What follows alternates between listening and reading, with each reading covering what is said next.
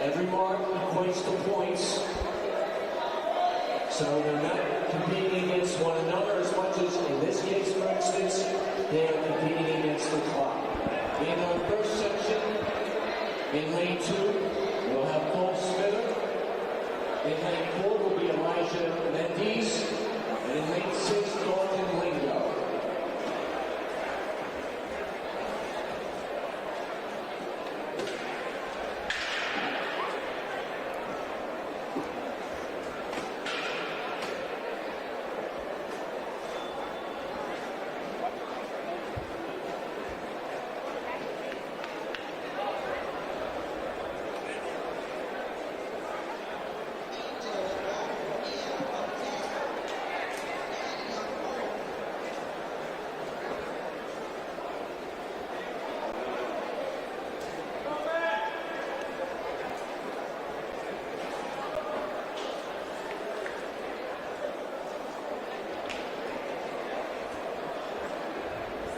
Once again, Cole Smither in lane 2, Elijah Mendes in 4, and in lane 6, Dalton Lingo. First section, 6-section time final. Pentathlon boys 60-meter hurdles.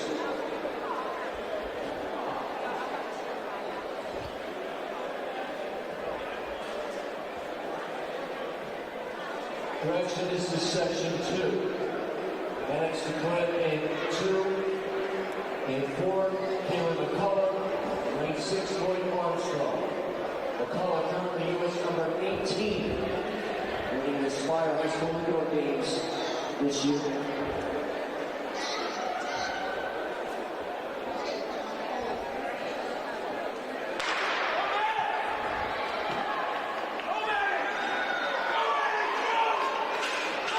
Stukuna in 2.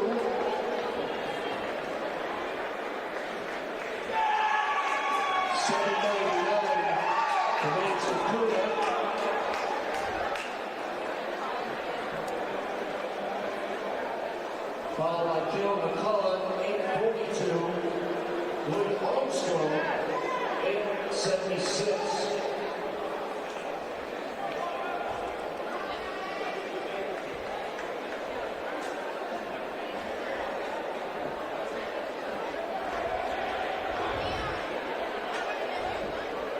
Section 3.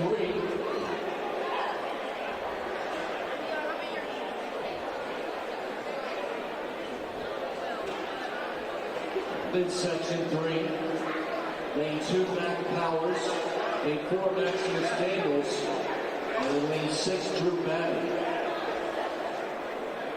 Madden, U.S. number 19, winning the Ocean Breeze Invitational this year.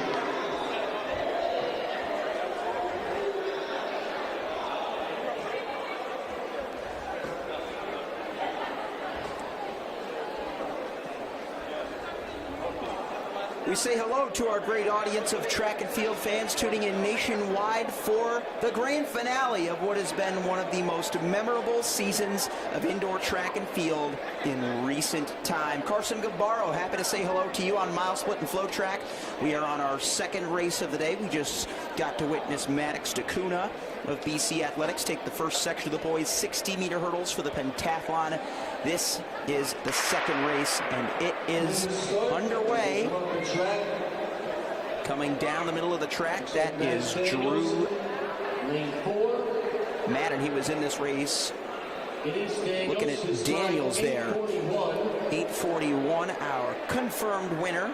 1,037 points to Daniels' credit. Maximus Daniels, the unattached athlete. Drew Madden takes second. One of the top seeds to look forward to in this pentathlon. An event that has a lot of luster to it, a lot of intrigue. All these results, of course, are unofficial until we receive. It's a 5-event extravaganza, if you will, including the hurdles, high jump, long jump, shot put, and indoors, the 1,000 for the boys, 800 for the girls, as is the case for all-female multi-event competitions, but today is all about the boys. Section 4 now scheduled. In lane 2, Justin Lawrence. Lane 4, Stephen Hart. We're just doing our best to keep everything straight, as the first race that was run was quote-unquote section number 2. So the race that is about to go next, the third race that we will witness today, is section number 4. So we're going to go based off of that. Justin Lawrence of Durham Striders, Stephen Hart of Cape Henlopen, Josh McClellan unattached, and Dylan DeMay unattached. Lanes 2, 4, 6, and 8. Looked like some unsettled blocks there from our friend from Cape Henlopen, Stephen Hart, in lane 4, wearing the bright blue, visiting us from the first state of Delaware. We've got a number of athletes coming from up and down the East Coast and even from beyond. This is a national championship after all. We've had athletes participate in the New Balance, Nike Indoor Nationals, some athletes having come from both, yet still they have a little bit more left to give for us today, tomorrow, and Sun at the Adidas Track Nationals, live from Virginia Beach. Getting ready for take 2 of the 4th section of the boys' 60-meter hurdles pentathlon. It's all about points. So far, we've seen only one sub-8, Maximus DeCuna from BC Athletics, in the first race of the morning.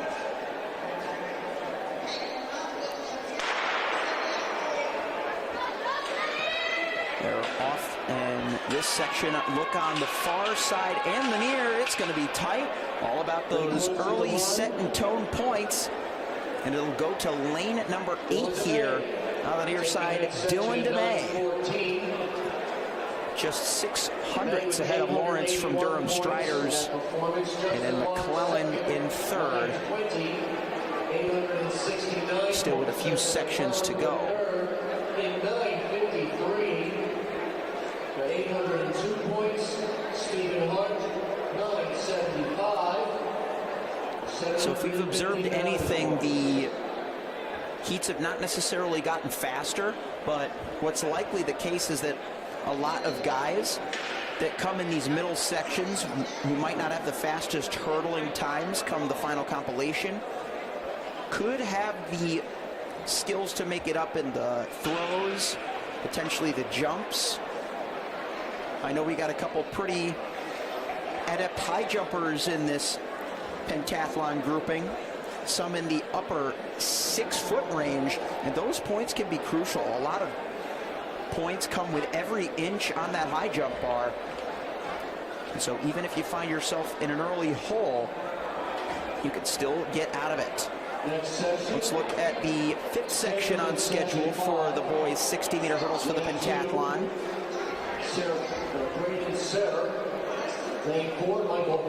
Getting settled in their blocks right now. Braden Sir in lane 2, he's unattached. Michael Manley of DeMatha Catholic in 4. In lane 6, Payshel Sharma of Smithtown West coming from Long Island, and then Stone Strokin unattached coming up from Florida. Did somebody move early there? It looked like it could have been officials going to get together. Let's see what they have to say about this. I saw Strokin get a solid blast out of the blocks as we were finishing the heat introduction.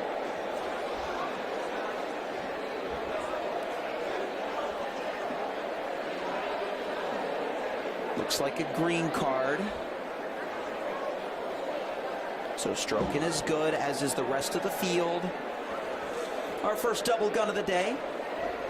I find it hard to believe it'll be our last, not to jinx our competitors. That's just the nature of the sport. When you come to a national championship, there are nerves to settle.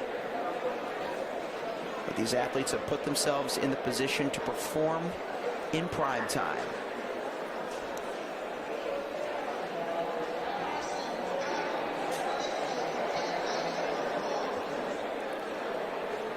Heat 5 ready to go. Boys, 60-meter hurdles.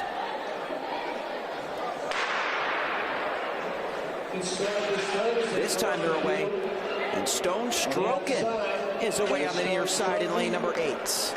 The Floridian cruises through and stops atop the bank. That was pretty smooth right there. 8:34, one of the faster times that we've seen thus far. Stone Strokin, who came in as the top overall seed, not by virtue of his pentathlon total, but his decathlon total. That's another interesting thing to consider about a lot of athletes. This crowd is only expected to multiply in bunches as we go, but Strokin's seed time coming into the seed marking, rather, for the pentathlon was 60.89. That's reflective of his decathlon capabilities that he achieved at the end of outdoor season. He competed at the New Balance Outdoor Decathlon, took 7th overall, so one of the best multi-event specialists in the nation, and we've got some more of them coming up in the next section. A lot of them taking their starting practices. Once they get these barriers off the track, we're going to take a little trip to distance land for the girls, then the boys' middle school 2-mile runs. We should be expecting a heat per gender, giving the athletes 20 minutes and 15 respectively for the girls and boys to complete their 3,218 meters. And then after that, we're going to resume with the hurdles for quite a while. A lot of semis for the middle schoolers, freshmen, and the national elite. And then the preliminary round for the championship hurdles. That's just a brief overview of what is ahead in the near future.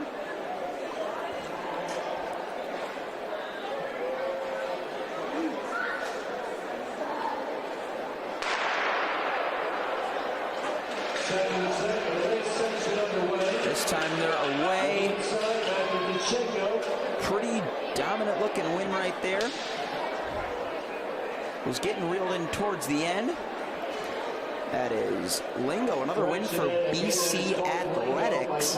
Dalton Lingo. So his teammate Max Takuna may still have the top time overall, but Dalton Lingo coming up to infiltrate the top of the rankings early on. 985 for 941 points. That concludes our 60-meter hurdles for our boys pentathlon. Their next event, currently scheduled at 11:45, will be the long jump. Again, boys pentathlon. Maddox Takuna should have the lead. Next event, scheduled for 11:45. Just having a look at that, BC Athletics.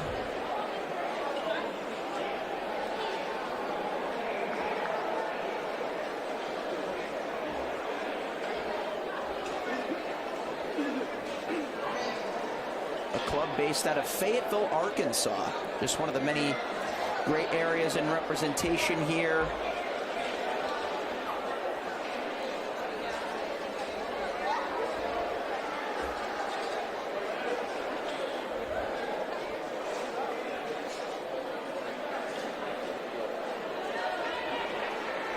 So you see on the bottom right corner of your screen, that is the exterior waterfall. Let's get a view of the entire field for the girls' 2-mile middle schoolers.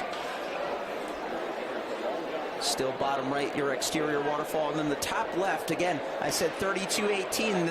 That is the starting line for the full 2 miles. So this is going to be equivalent to the longest racing distance that we see on the weekend. We'll have the championship 2 miles to come tomorrow for the varsity division. We'll get a chance to say hello to our field as they get set. We've got 16 girls getting ready to run in 6th, 7th, and 8th grades.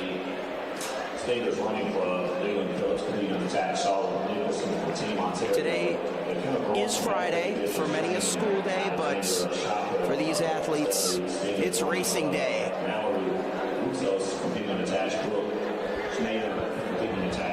Camden Raylock from Fairfax Homeschool Athletics, Madeline Farnborough from attached, Alabama from Race Track Club, Abraham Saab from Rugby Middle School, as we get ready to release them, let's go ahead and meet the athletes. We got River Smith of Studley Stingers, Leyland Phillips unattached, Sawyer Nicholson of Team Ontario. We've got our northerly neighbors coming down to visit us here in VA Beach.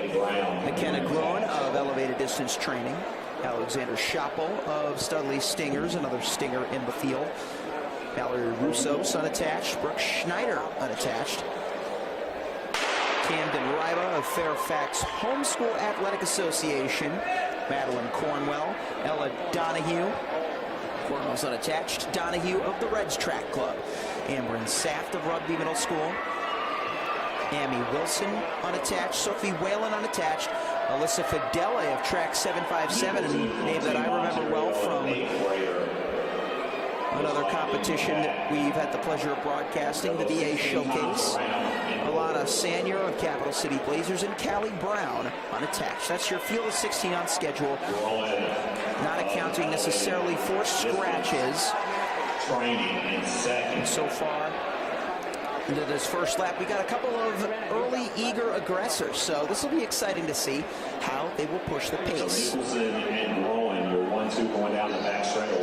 Just look at our second place competitor. That is McKenna Groen of Elevated Distance Training in the dark green. She was checking her watch multiple times on that backstretch.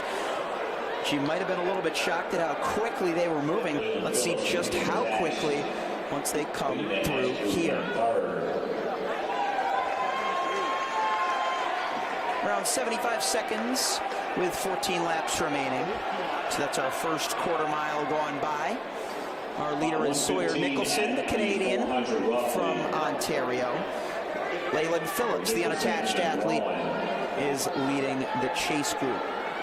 Nicholson wearing number 3, Rowan wearing number 4, and then Phillips completely attached. So if we have a look at some records that are up for grabs, the 2-mile run meet record set by Mason Fletcher in 2023, 10:14:09.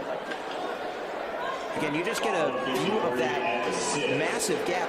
Our top two are around 50 meters ahead. Again, that is Leyland Phillips leading the chase group ahead of those pair of yellow jerseys. Those should be the Studley Stingers. But it's Sawyer Nicholson commanding the operation in the early going.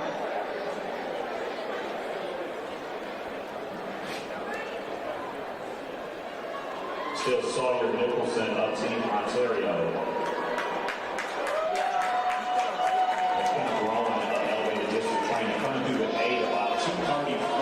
We're at a 2:34 split through 800 meters.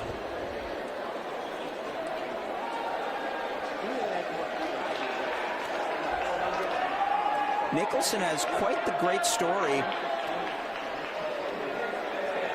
To delve into that a little bit while she continues on the front, leading over McKenna Groen of Elevated Distance Training. Sawyer Nicholson not only competes as a runner, but has been around soccer her whole life. 8,000 meters looks like. She's described as a kid who loves to play and compete.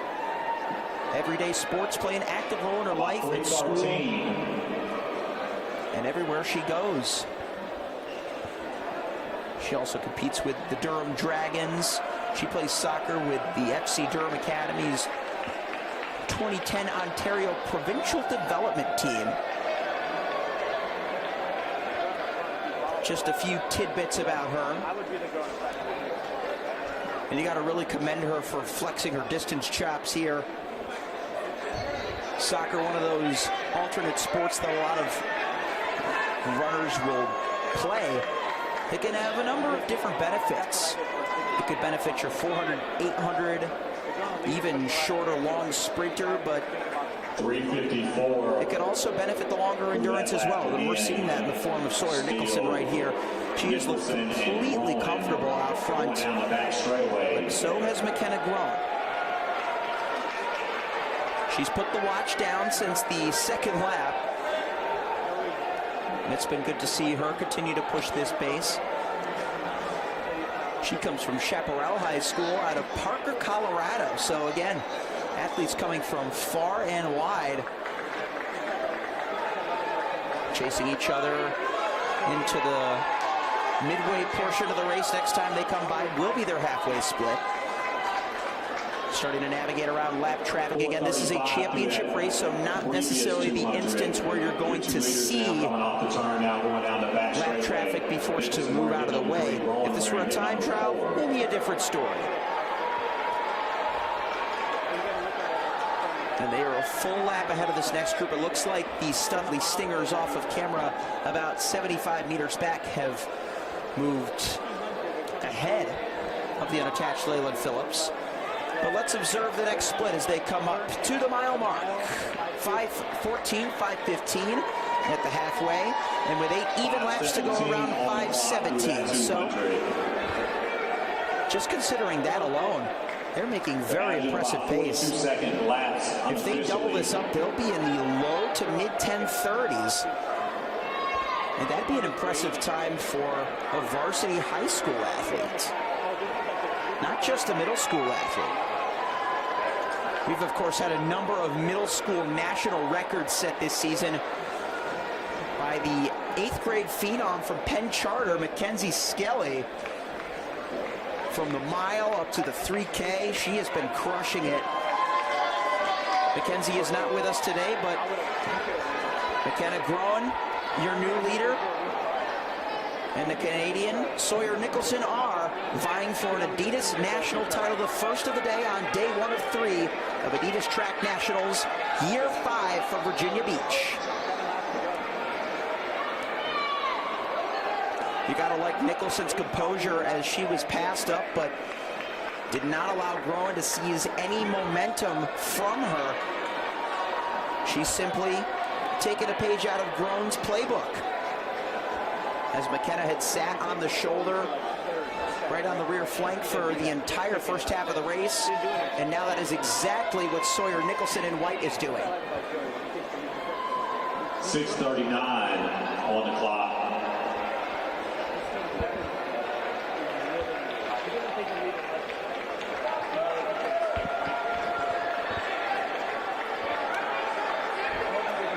Once they come by next, they should be hitting the final kilometer, which will be 5 laps remaining. We'll get a sense of what kind of pace they're going to need to come home with a special time. Just beneath 7:21 for McKenna Groen as she leads into the final K. This is her longest race of the indoor season. She's been dropping some pretty scorching times, though, over the shorter distances. She's another athlete, having come from Nike Indoor Nationals, going 5 flat 55 in the middle school mile, taking 3rd. So she's already got All-American status to her name. Now can she collect her first national title? She was 4th in this race last year as a 7th grader at Adidas. So just trying to upgrade any which way she can. McKenna Groen and the multi-talented soccer and track star Sawyer Nicholson.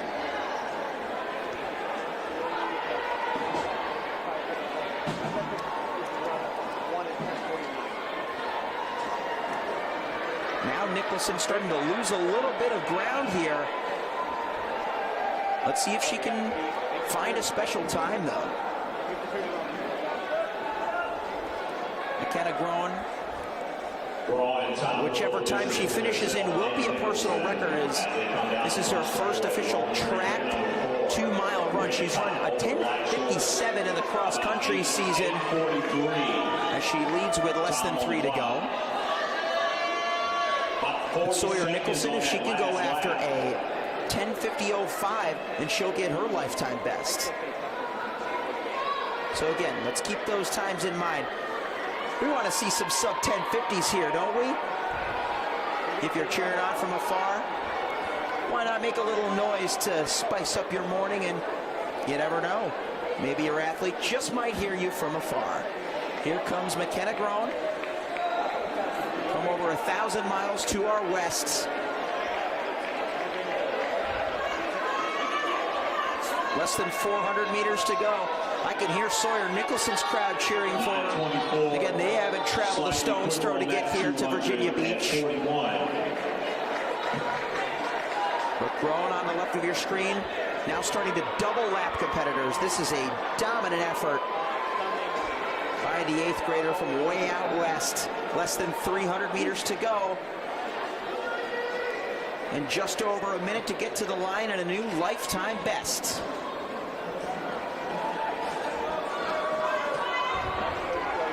With 2 top 4 finishes under her belt, McKenna Groen wants to become a national champion in the early stages of her career at last. She's been running incredibly fast, nearly breaking 5 minutes in the mile as an 8th grader. And the speed is only continuing for the young stud from CO, McKenna Groen, representing elevated distance training, coming back down to sea level here at Virginia Beach.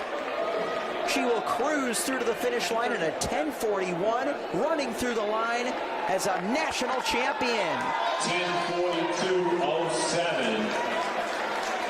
Sawyer Nicholson comes across in her first ever sub 10:50. She will take the silver. But McKenna Groen will open the morning with a stellar effort, winning by 6 seconds flat. 10:42.07 to 10:48.07. Well done.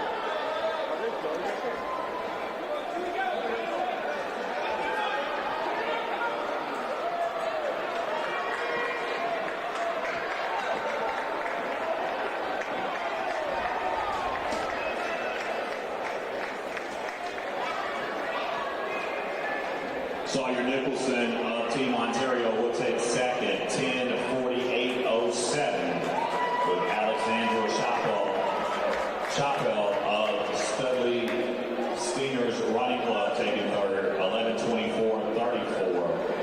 Smith of Studley Stingers Running Club in at fourth, 11:32.04.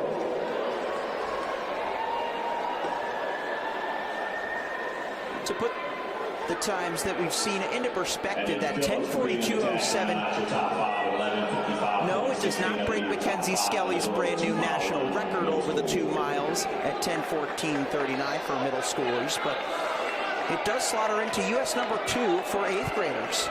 So McKenna Groen really climbing those rankings, and again, she has not run this long of a distance in this shortened indoor season. Colorado does not have a true indoor season of track and field.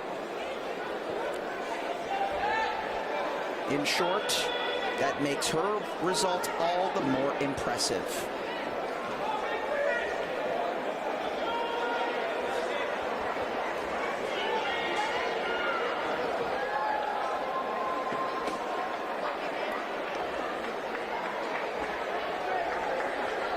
Just a few more athletes left to finish here. There's our latest hip number 11, Amron Saft of Rugby Middle School. I'm seeing just one more athlete out there. Here she comes into frame momentarily, wearing the oh-so-great hip number 8. The amazing Camden Ryba from Fairfax Homeschool Athletic Association.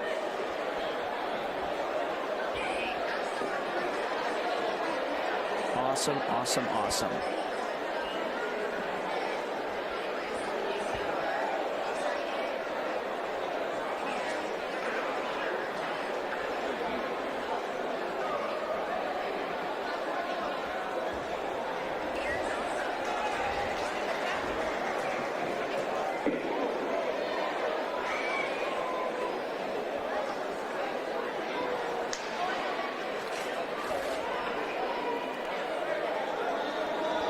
Look at that. That's a lot of guys out there. Why, you might ask? Because we have got a 2-mile championship to crown for the boys in the middle school division. And let me tell you, this championship atmosphere is not easy for these athletes, just with the vast volume of racers. Some of them couldn't even hear the starting commands, and they had to call them back up right. But We are underway on the second go. So all good there. That is a lot of guys out there. Let's go ahead and do our best to introduce them. We've got Joseph Yap of Pan Am Track Club Elite, William Magana, unattached, Derek Locktish from Bullseye Running, Outcome Striders, Elliot Salinas, unattached, Zach Creighton of Bullseye Running, Outcome Striders, Darius Bell III of Visionary Athletics, Hunter Holtz from Team Ontario. His teammate Sawyer Nicholson just took the runner-up finish in the girls' race. Victor Chinchilla, unattached, Alexander Lawler from Pacer Track, Shane Blackman, unattached, Alex Polino, Studley Striders, George Shipley IV, Visionary Athletics, Colin Chastain of Lee, Ethan Becker of Bullseye, Parker Phillips, unattached, Finn Dempsey, Wind Runners, Nate Kramer, Bullseye Running, Blake Wanamaker, not the same spelling as the iconic Melrose Mile, Wanemacher for those curious. He's unattached, Blake Wanamaker. Michael Ashworth and Durham Wells of North Durham. Charlie First of Port City, Kawika Lee Kaur of Track 757, Caleb Stubbs of Port City Track Club, and Kingston Clark Jr. of HR Hurricanes. That was 24 athletes that I just named to you, and they are already 500 meters in. That's how cooking these guys are moving out here this morning. Speaking of cooking, I'm not going to lie, the Adidas Track Nationals backpack went off this year. Yes, the social media puppeteers were teasing us like never before. They were rickrolling us, but once they released that backpack, I think all of the good order was restored. If you just so happen to get a chance to get your hands on the backpack, be sure to take a picture and tag us on our social channels at MileSplit on Instagram and, of course, at A-Track Nationals to help get the flow going on social media, get that interaction buzzing. Be sure to follow us if you're not already doing so. Our social media team is alive and active. We got the full crew for you. Our Austin Melius handling the archive and camera duties. Preston Merchant also on camera operations. We've got our Mark Dwyer, who's overseen a number of our state sites in recent years. Our head of operations today, Nolan Jez Hammer. So often the man of the hour at the Virginia Beach Sports Center. Had the tall task of managing an NCAA Division I championship just a week ago. And he's back here for one of the biggest high school meets in the nation. Let's not forget about our great photographers, David Wen and Mary Ann Magnant, bringing you all the best stills of the day as we take the first K. Very quick opening split right around mid-310s, I want to say, by my spotty memory. These guys are really pushing it. Tuck right there in fourth place. And now that we've set the scene, it is time to dive into this race, baby. Let's get it on. So, what do we got here? We got 6 guys out front. Pretty solid early pack. Our 7th place runner, just a few meters separated. He has not lost contact yet. Now let's get some IDs for you. I'm seeing hip number 3 out front. That's Derek Locktish from Bullseye Running. We can see his teammates right up there in the pack with him, running in 3rd and 5th. Zach Creighton is in there. Ethan Becker, Nate Kramer. Going down the back straightaway. All 4 of the Bullseye runners in the top 10. The top 11. As the field is starting to stretch out. Much more widespread than it was a lap ago. As we come up to our next split, this will be our 9 laps remaining. 1,400 meter splits. It's going to be a 4:35 high for Locktish. Sitting there in 3rd.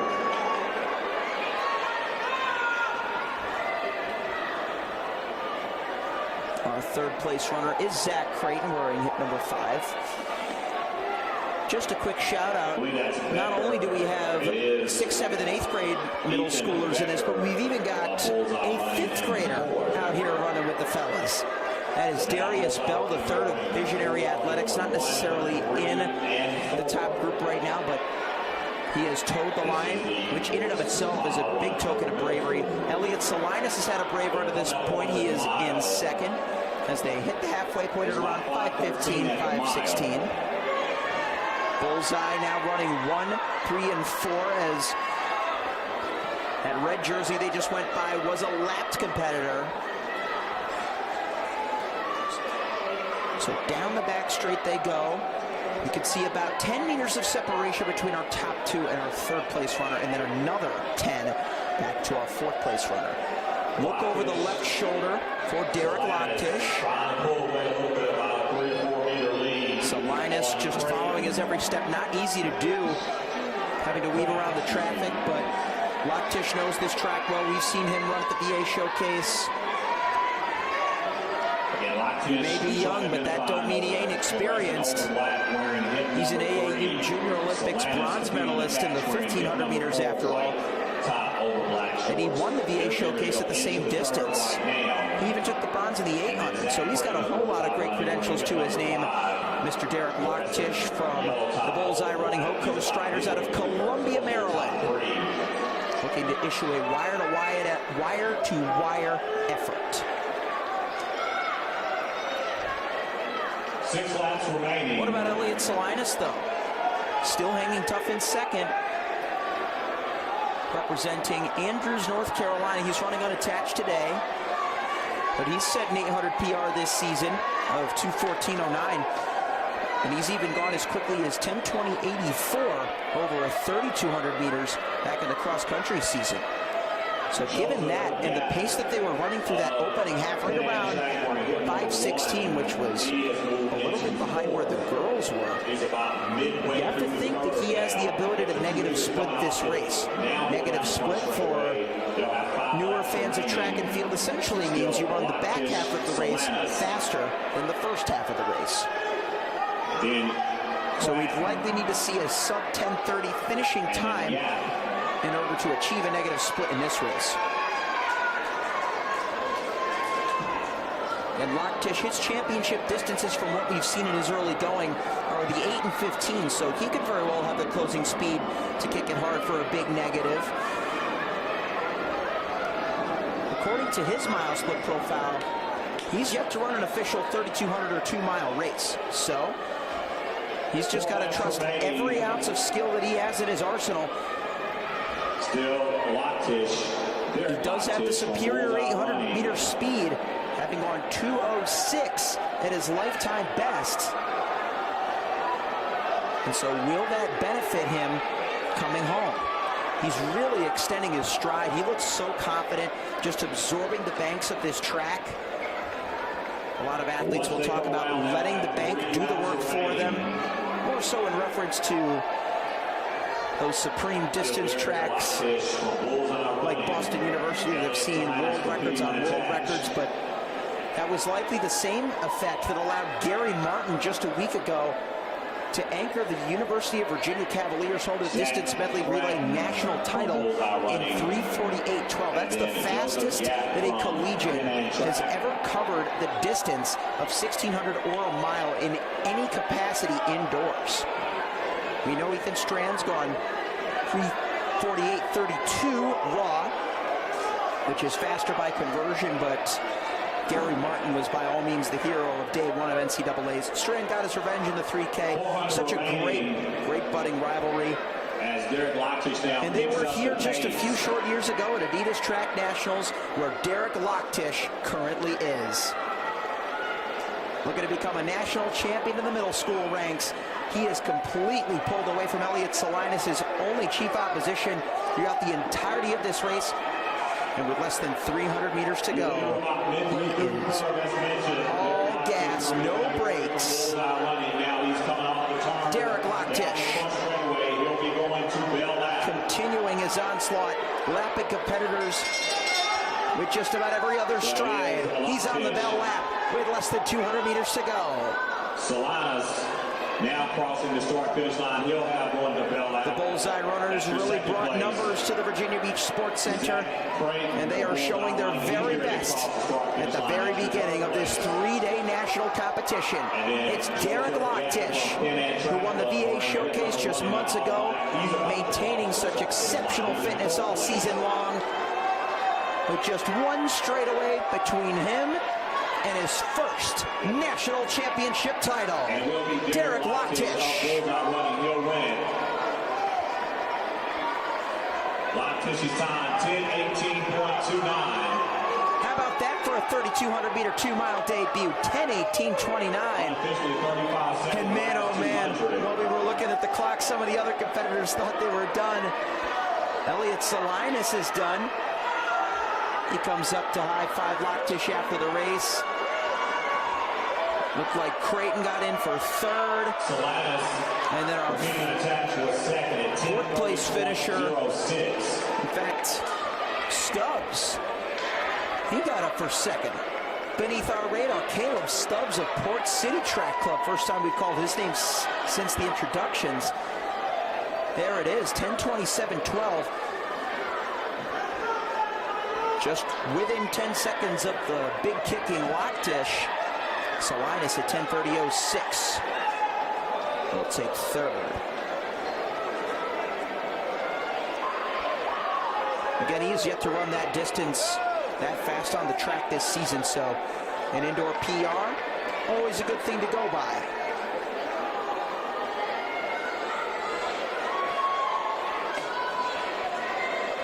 A few more finishers coming in.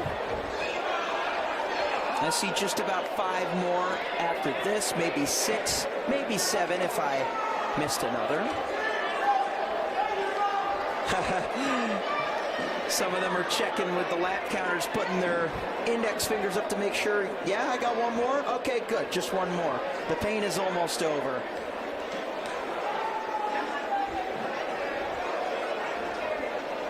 A lot of these guys, before they know it, will be running this pace like an easy stroll in the park. It'll just be part of their weekly mileage, but this is where you've got to build that starting point to prove that you could do that. If you can't run this pace at all, then how do you expect to ever run it easy? It's all part of the growth and learning process of becoming a lifetime runner.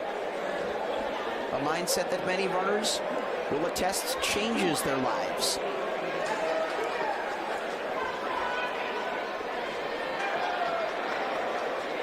That looked like hit number 21, Charlie Forst, another Port City runner whose teammate Caleb Stubbs got the second place spot. And our final competitor with hip number 20, Durham Wells of North Durham.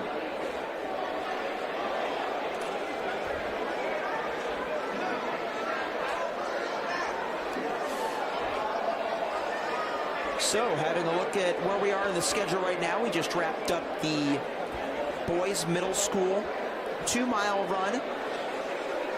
At around 11:50, we are scheduled to go with the next event, which will be the girls middle school semifinals of the 60-meter hurdles.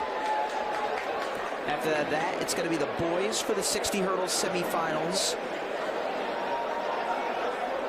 which will send the top 8 to the finals to take place tomorrow.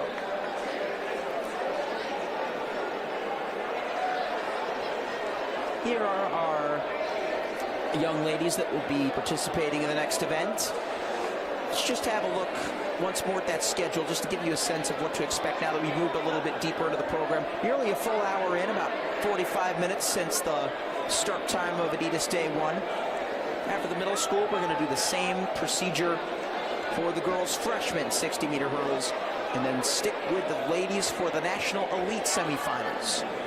And then the championship prelims. So basically after middle school, once we get to the high school, it's going to go by girls for the rounds of the hurdles, and then boys. So it'll be gender, not class. There are other events, for instance, the 60-meter dash, once we get to that program in the mid-afternoon, where we will run girls and boys freshmen girls and boys national elite, and then girls and boys championship. So that's what I mean when I say by gender rather than by class. If that confuses you, Adidas Nationals has its own website, adidastfnationals.com/schedule on your smartphone device, hands-free tablet, whatever you're working with. Simply refer to the schedule to get full clarification. Our athletes trying to figure out the barriers. A couple of them getting practice starts in, got to nail down those step patterns over the short, high barriers. I believe they still use the 30-inch height for all hurdling events at the middle school level. I remember back in my good old modified days, that's how it was. They step them up to 33 inches once they reach high school, but they're still youngins, still in middle school, so no rush to get to the big stuff. Kamaya Rines from Hampton City Athletics. In lane 6, Sophia Davis from Cleveland Express. In lane 7, Malia Atkins from track 757. In case hurdles aren't your thing, of course, we're going to have some more once we finish the hurdles. Once we finish the 60 dashes, we're going to have some 800-meter runs for the middle schoolers. We're going to have some 800-meter relays for all divisions, some finals for the middle schoolers for the 4x2, and then the National Elite and Championship prelims for the 4x2. We'll close the program out with Pentathlon 1000, the final event of 5 of the boys, the DMRs, distance medley relays, and the mixed 4x4. Her best jump, 36 feet 5 3/4 of an inch. That's 11 meters. Just a good sense of what you should expect on tap. Adidas Indoor Nationals. 36 feet 2 1/4 inch. That's 11 meters 03. And then Reagan Melakar competing in attached to her third best mark at 35 feet 11 3/4 of an inch, 10 meters 97. So that's going to update your top 3 marks in the girls triple jump for the National League.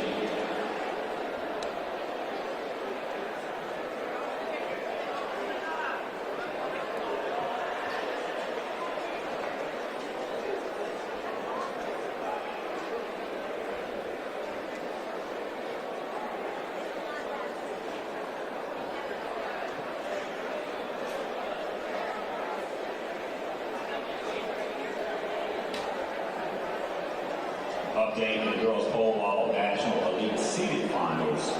Early in the competition, bars at 10 feet 11 3/4 of an inch, 3 meters 35. We'll keep you updated as the bar goes up. So it looks as though the practice starting window has concluded. Let's go ahead and take a moment to introduce the first field that will be competing for spots in the final of the middle school 60-meter hurdles.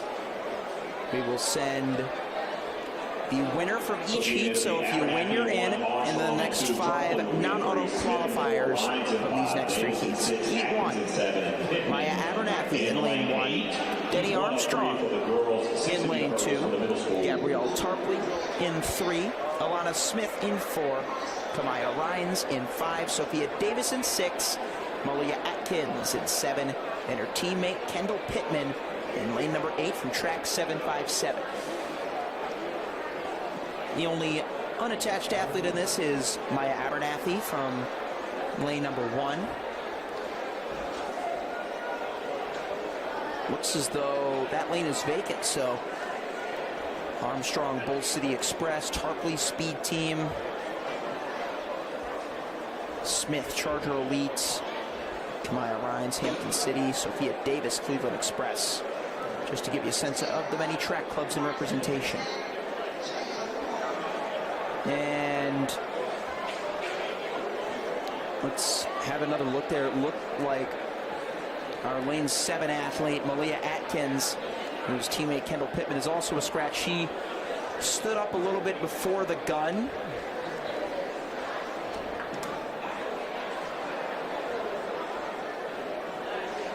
An official having a word with her that looked like a yellow card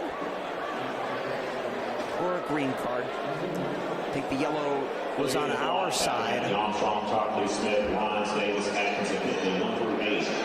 Either way, That's great maturity by her to recognize the unsettled nature of her blocks. Whenever you feel something is wrong, she's going to be running without them here. Interesting. And so they get underway on the second go. That is lane number 5. Getting the auto cue is Kamaya Rhines, the 7th grader. One of the younger athletes in this field. 9.53. Elena Smith of Charger Elite will take second at 9.66. A nice emphatic little hand clap. Will be your automatic qualifier. Smith from Charger Elite will secure the 2nd place spot. So as now we'll go to Heat 2. A good tone setter there for Kamaya Rhines. Cheyenne Rucker, Skyscraper Athletics in lane 1. Mariah Gillespie of Track. Let's look at that gorgeous banner. So welcoming to all the athletes. They've got the merch table just beneath there to the left. Adrenaline Track Club in lane 5. Kelsey Charles of Visionary Athletics will be in lane 6. Jada Simon of Irvington Knights Elite will be in 7. And Alicia Humber of Flying Angels Track and Field will be in lane 8. Keep an eye on Thornton.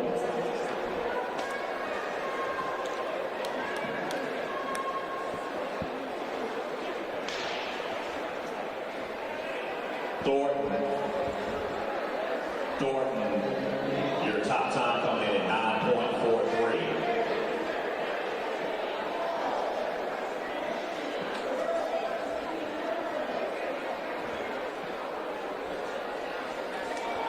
So in this second heat, again, if we consider the idea that there are 5 non-auto cues, then essentially Armstrong's 11:68 that you see there from Bull City Express is the bubble time. So let's say if every 2nd place or worse finisher in heats 2 or 3 ran outside of 11:68, then the entire finishing first heat would qualify. Here's heat 2. Heat 2 underway. We've got an early separator. Aaliyah Thornton from Global Transitions. Global Transitions Academy seems to specialize in hurdle transitions because that was smooth. That was darn near flawless. 9:56, nearly identical to the time that won the first section. Kelsey Charles of Visionary Athletics will take second at 10.5. Winning by over a second, and a photo there for second between Jada Booth and Kelsey Charles. Charles ultimately given the number 2 spot, which could prove crucial if 10:59 is not good enough to make it. As now we move to the final heat, heat 3. As far as 5th and 6th non-auto cues, only one of them will go in, and that always goes to the faster athlete. FAT doesn't lie, Blue Ridge timing doesn't lie. Be sure to follow along on live results. Blue Ridge timing going up live. Adidas Indoor Track Nationals. We've got our entire hub of information for you available on milesplit.com. Provided to you by our Mark Dwyer. Containing live results. We've got our live stream feed. That's one of the many ways that you've likely found us here on your Friday morning, soon to be afternoon. Friday morning, soon to be afternoon, soon to be Saturday, soon to be Sunday. Again, 3-day competition. But again, your information hub available to you on milesplit.com. Even has full event previews of some of the top events to look forward to at the high school championship level, a level that many of these young middle schoolers strive to get to by the end of their varsity careers. This is the final section. We've got Mina Naller, Alyssa Palmer, Skylar Melton, Lizzie Crombie, Zoe Johnson, Jayla Johnson, and Maximiliana Brandon. Final heat as they come down. Getting a good view of them. A couple of athletes a little intimidated by the barriers, but attacking them with great strength. Coming into these championships. That's Lizzie Crombie running unattached. She goes 10.01 to secure the win. 10.43. Lizzie Crombie will be your automatic qualifier going through from the final heat.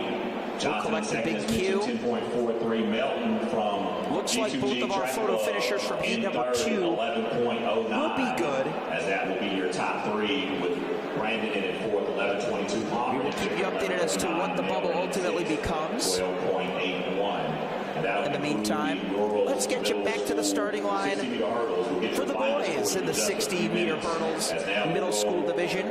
To the boys, same rules will apply. We'll have just 3 sections, just 1 heat winner, and 5 non-automatic qualifiers.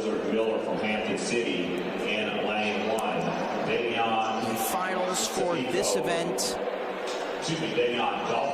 towards the very beginning of our program tomorrow, around 9:20 for the girls and 9:28 for the boys. So in less than 24 hours, our qualifiers will be competing for national championships. Bernie from track 757 will be in 6, and Khalid Zahir from Irvington will be in lane 7.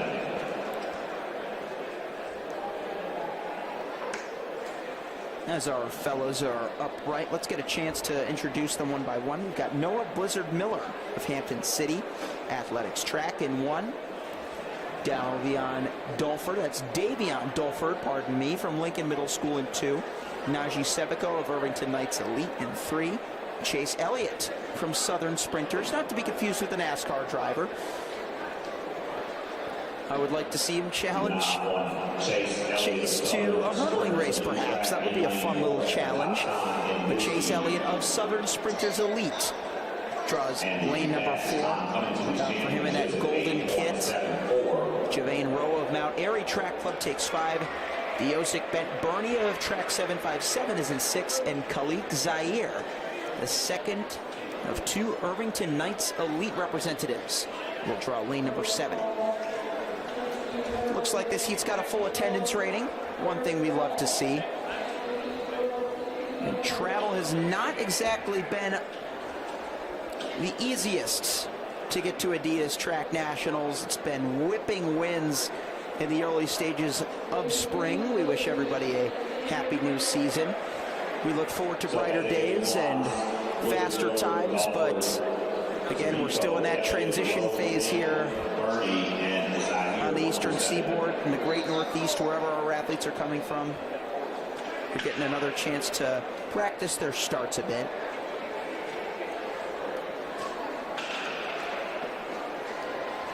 That'll allow me to refer to a couple of events that you should definitely look forward to today. I mentioned the races that'll be happening towards the very end, the championship DMRs and mixed 4x400 meter relays. Those will be the first track relay championships that we will crown. The first individual championship will be given to our top pentathlete, which, if you ever just so happen to find yourself at a small place called Stillwater High School in upstate New York, is called Pentathlete Supreme by yours truly, the public address announcer. But today I'm talking to you as Carson Gabbaro, the voice of Mile Split and FloTrack.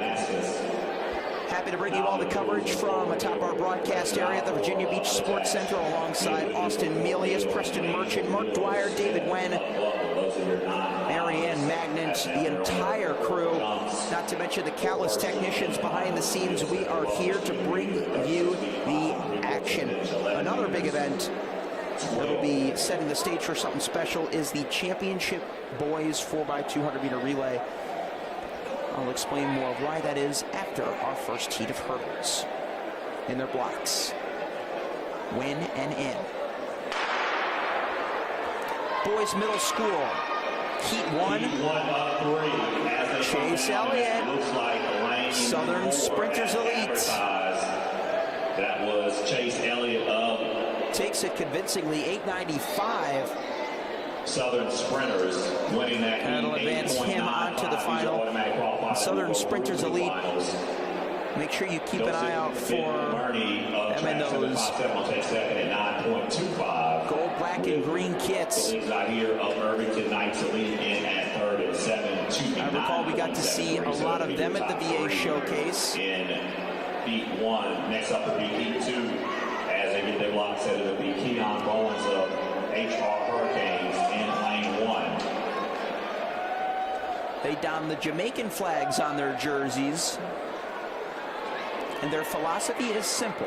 It's about believing in the people who can push you further, but most importantly, it's about believing in yourself. A lot of athletes that live in the DMV that may have Jamaican background who have that track club as an avenue to get that unique hands-on experience. Just getting to speak with many who can come from that background. I've had many conversations with Olympian Sanjay Ayer this season, who's put on a number of international showcases across the Northeast, and he'll tell you time and time again the culture that track and field provides on the island. We'll get to witness that in just over a month at the Penn Relays, another one of our great big broadcasts that we bring to you on MileSplit and FloTrack. At Southern Sprinters Elite, bringing it to us at Adidas Indoor Nationals. Now that we've digested fully heat number 1, let's see what happens at heat number 2. This is Blake Rankin of True Runners. And he eased up towards the line. That's a smart move by Blake. A veteran move, if I will, by the 8th grader. Though you might want to go for time and a good lane draw. He didn't need to. He still ran the fastest time thus far, 8:76. And slowed up towards the line, knowing he had the automatic qualifier. That's called understanding the assignment right there. Blake Rankin. As now we'll move on to the final heat. It'll be heat 3. It will be Julian Rogers of New Orleans Metro Star. Xavier Del Val takes second in that heat, just outside of 9 seconds flat, so we'll be assessing that as far as positions in the final goes. Here's another look at the full scores from the previous section. Bowens, Keon Bowens of HR Hurricanes. If we call your track club's name, we say hello to you. If we don't call your track club's name, we say hello to you. Far and wide. Baton Rouge Jaguars in lane 4, coming in with the second best time in the Our audience is our pride and joy, as are our athletes. We enjoy giving you the closest lens that we can to their success stories.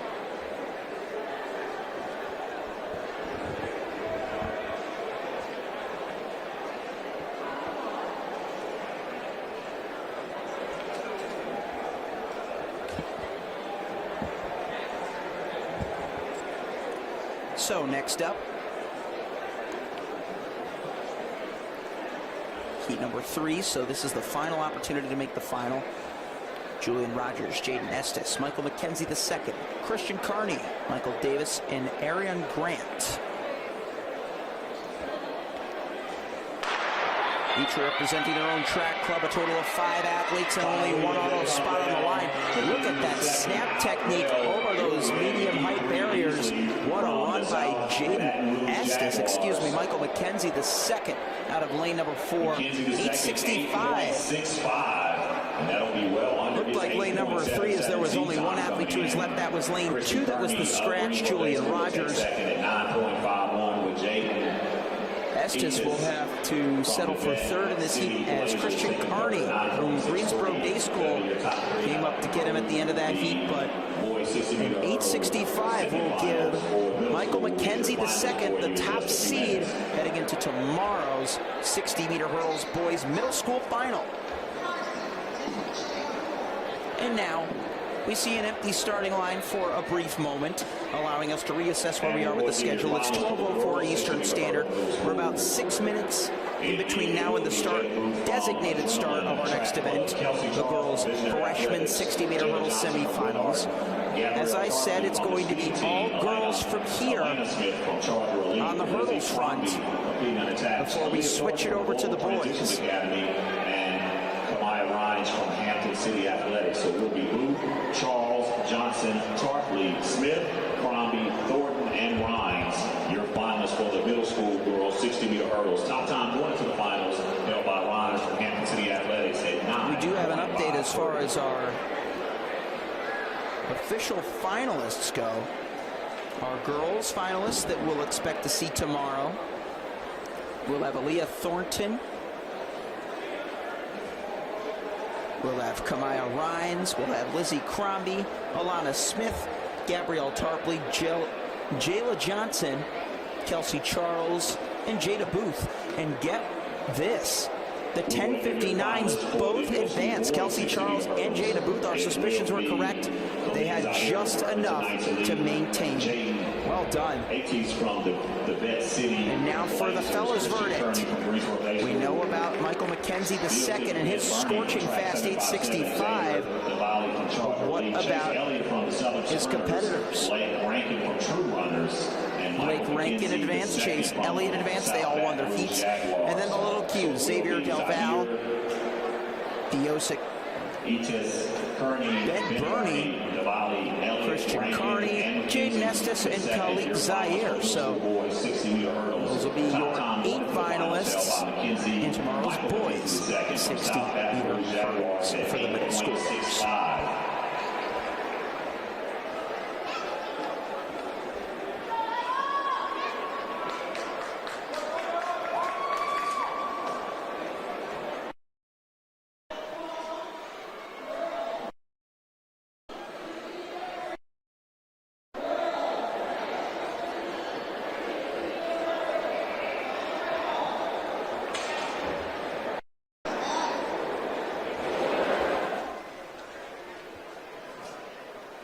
And that time by Michael McKenzie II is a meet record for the middle school with 8.65, breaking the previous record at 8.76.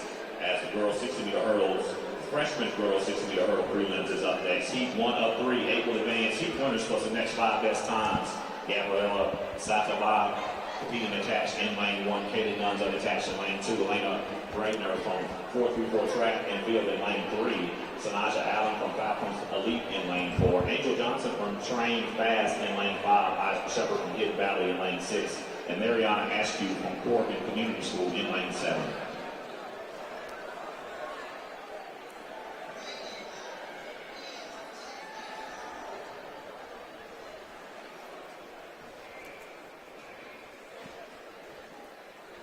Back to the high school divisions we go. This is the freshman girls 60-meter hurdles. Still rocking with the semifinals. Heat 1 of 3. You all know the rules by now. It is win and in, plus next 5 best times. Let's look at the lane assignments, shall we? We've got lane number 1 going to Gabriella Satava. She's running unattached. Lane 2 looks to be vacant, so no Kaylee Nunez. Eliana Bradner of 434 Track and Field Club takes lane number 3. Sanaja Allen of Falcons Elite takes lane number 4. Angel Johnson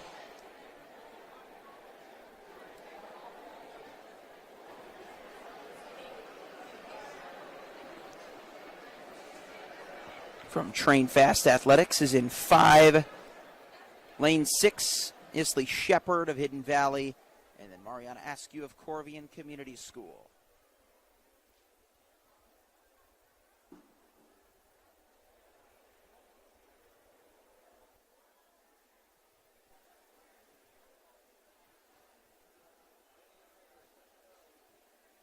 Keep an eye on Sanaya Allen from Falcons Elite in lane 4, coming with the top time as mentioned 8.42.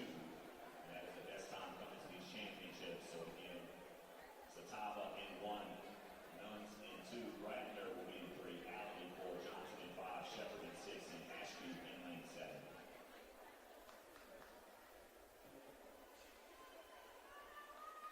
Their first command on your mark. Their next will be set. And then the gun.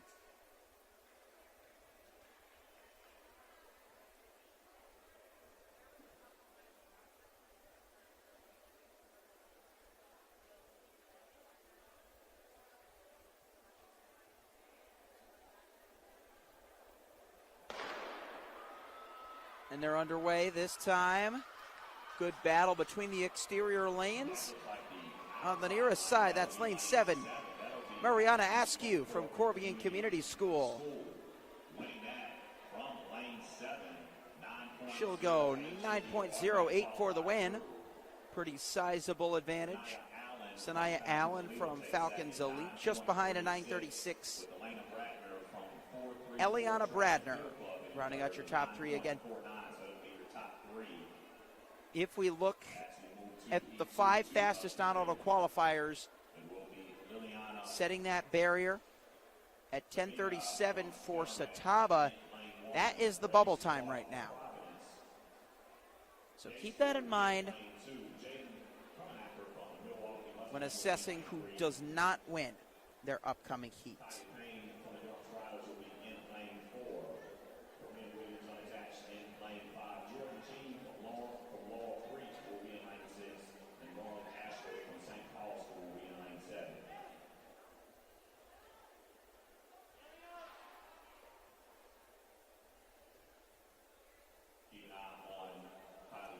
So at 10:37, the bubble time, let's meet our second heat as we move forward. We've got Liliana Zwinge from Tamarack. She's coming from all the way in upstate New York.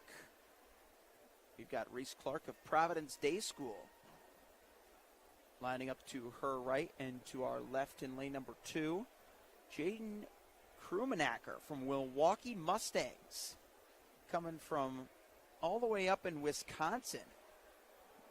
Yet another lengthy trip made all the way down here for Adidas Nationals. We've got Kaylee Payne of Durham Striders in 4, Corinne Williams, she's unattached, she's in 5, Jordan Cheem of Laurel Creek in 6, and Marley Ashford from St. Paul's School in lane number 7.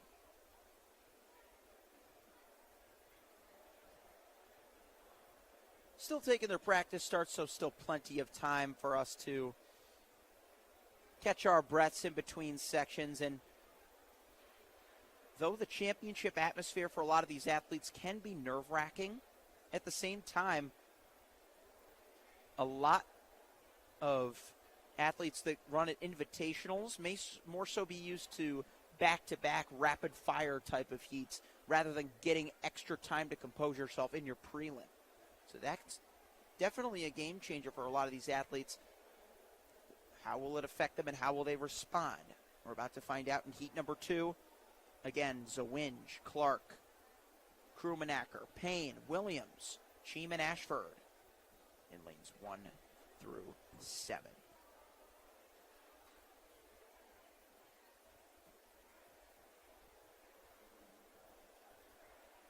Right there, third from the right, Jaden Krumenacker from Milwaukee Mustangs puts her right hand skyward.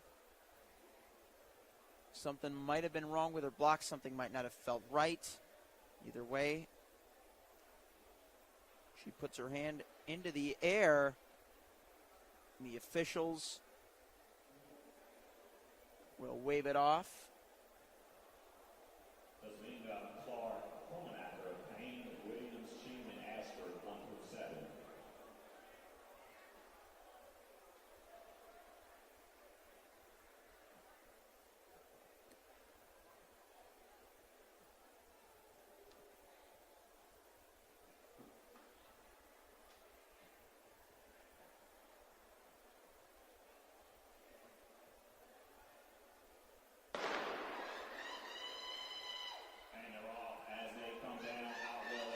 Look at this dominant effort by Kaylee Payne of Durham Striders, leaning at the line. She's going for time. Kaylee Payne stops atop the bank, freezes the clock at 8.88. A very nice result there. That was faster by my raw memory than they went in the first heat. We're going to assess all compiled times as they come up on your screen, but a huge showing by Kaylee Payne of Durham Striders.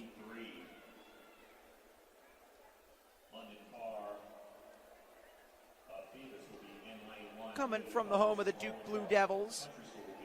They've got a couple of solid hurdlers, and I'm sure in a few years they would love to have this one as well. But for the 60-meter hurdles, that's exceptional right there. 888. She's gone 851 for perspective this season over the 55-meter hurdles. And by conversion, that is much faster.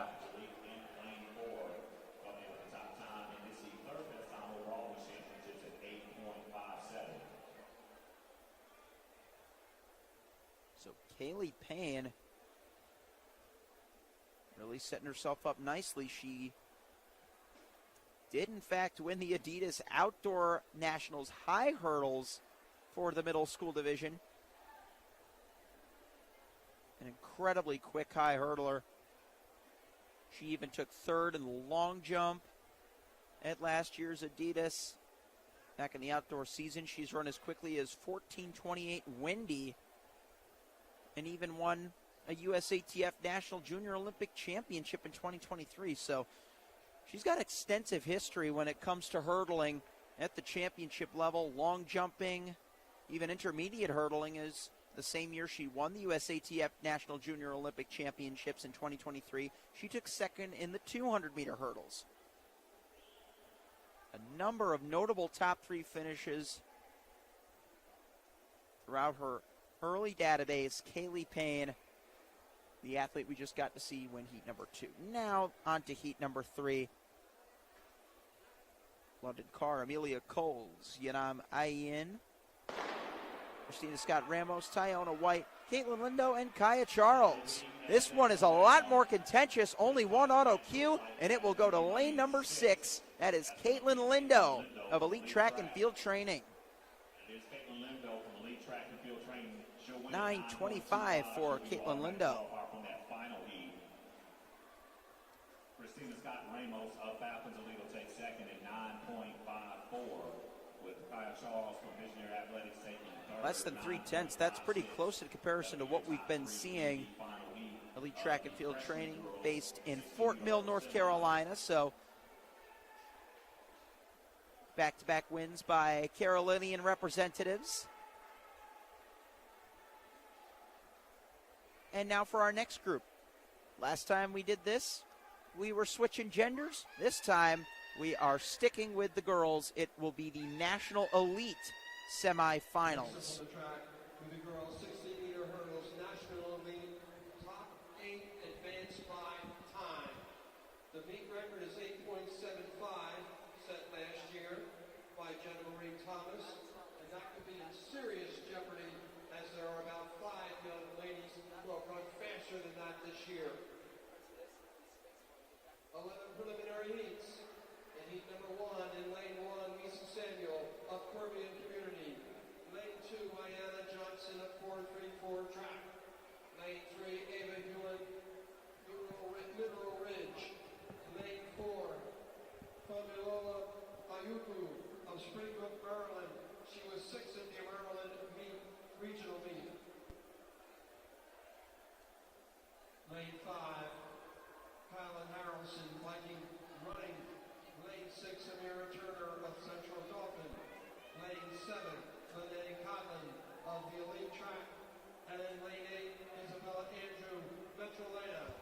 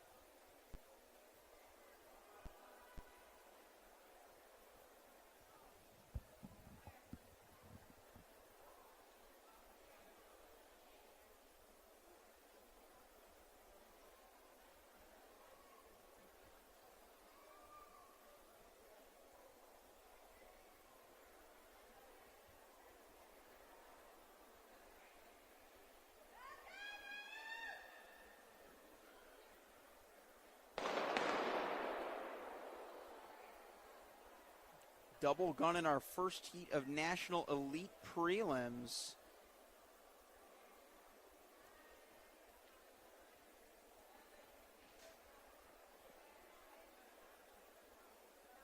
We're going to have a lot of these heats coming up, 11 in total, so no more automatic qualifiers.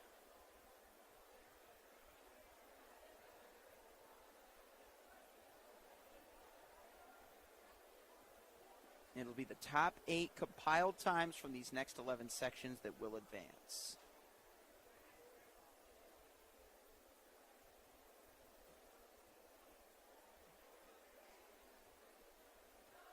In this first section, we've got Misa Samuel from Corvian Community School, Ayana Johnson of 434 Track and Field Club, Ava Hewlett of Mineral Ridge, Fomalola Ayoku of Springbrook, Kylan Harrelson of Viking Running Club, Amira Turner of Central Dauphin East, Lene Codlin of #V-Elite TC, Isabella Andrew of Metro Lina Christian Academy, and lanes 1 through 8.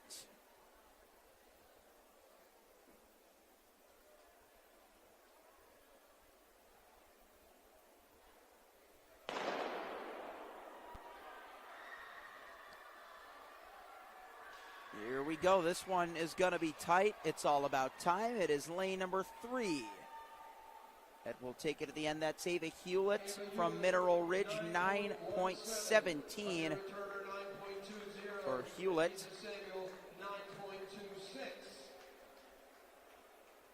Winning that by just 9/100 of a second, a very close second place picked up in that section. 9.20, in fact, just 3/100 of a second. So the top 3 athletes all within a margin of 1/10 of a second of one another. That was tight. We got Amira Turner of Central Dauphin East in second, and then in third, that was Misa Samuel out of lane number 1. So just keeping that in mind for the overall standings. Technically, all 8 athletes can qualify, but this bubble time is going to be adjusting with each and every heat that's to come. 12-12 is what it currently stands as. Section number 2. In lane 1, Trinity Jordan of Rams Elite Track Club. In lane number 2, Mackenzie Hutchison from Laurel Creek. In 3, Andrea of Oslo from Top Speed Track Club. In lane 4, Olivia Larkins of Peninsula Elite Track Club. Lane 5, London Simons of Lions TC. Lane 6, Soraya Burnett, running unattached. Lane 7, Lily Laurer of Ohio Speed Academy Track and Field Club. And then Maya Gavin from the Hive Track Club takes lane number 8.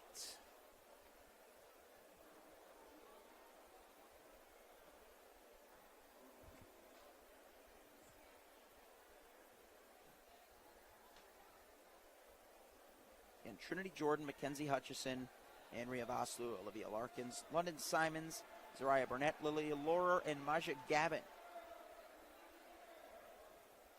Heat 2 of 11.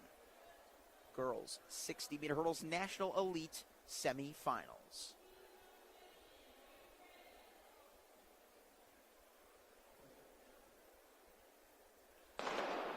All the way cleanly on the first go. Good reactions, good starts by 4 and 6. Now surging ahead is Zariah Burnett, the only athlete without a track club to her name. Doesn't matter.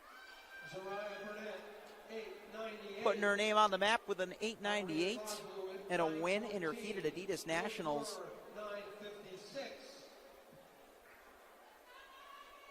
Check this out. She's got a little pep in her step coming off the track.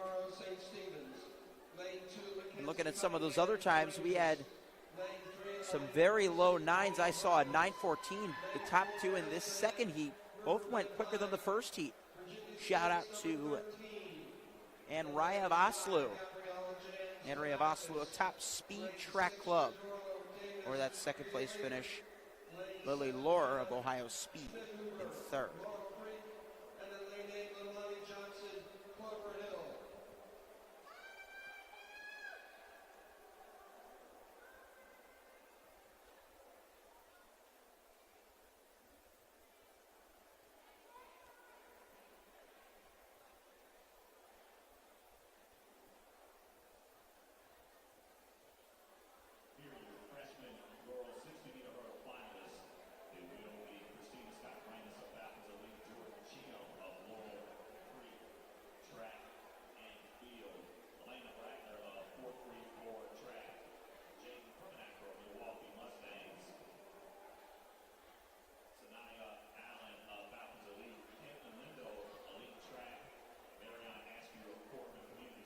Let's meet the third section, shall we? Again, if you joined us during the middle school and freshman divisions, you're likely used to the big Q. That does not apply here. You've got Talia Figaro of St. Stephen's and St. Agnes, Mackenzie Cunningham of Courageous, Alana Bracey of Grand Rapids Fire, Gabriella Jantz of Damascus, Medoro Davis of hashtag The Elite, and Hannah Schmidhuber from Laurel Creek. That's lane number 3. That is Alana Bracey. Elena Bracey, 9:28. Mackenzie Cunningham, Stellar run there for the young lady from Grand Rapids Fire. 9:72. Check this out. We got a little triple jump clap action in between heats. There are the results. 9:28 for Bracey. And back to the runway we go. Track and field, ladies and gentlemen. That was a good board. Might have left a few inches on it, but still a legal jump nonetheless in In lane 4, in lane 5, Cody Mallet, Bullis. Lane 6, triple. Floyd, Firelands. Lane 7, Tessa Trujillo, BC Athletics. And just like that, we're back on the start line for another section. So what we've seen thus far, only one sub-9. That was in the second section by our winner, Zariah Burnett. Heat number 4 features Marley Bellinger from Leander Spartans in 1, Jocelyn Bowen of New Lexington in 2, Isabella Sotelo unattached in 3, Ava Milley of Pelham in 4, Cody Mallet of Bullis in 5, Ariana Floyd of Firelands in 6, and Tessa Trujillo from BC Athletics in lane number 7.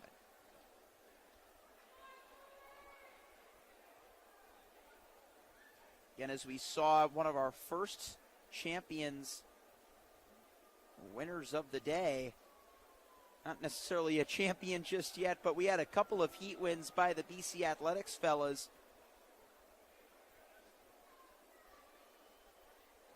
Maddox DeCuna, one of them, had the top overall mark in the 60-meter hurdles to set the tone in the Pent. Tessa Trujillo, not going for the pentathlon on the girls' side today, but she'll be on the near side. After a roar from a big leap, this quintet is underway. Great acceleration on the far side by Isabella Sotelo, the unattached athlete in lane number 3, your 4th section winner in the girls' national elite 60-meter hurdles. And look at that, another sub-9, 8.99.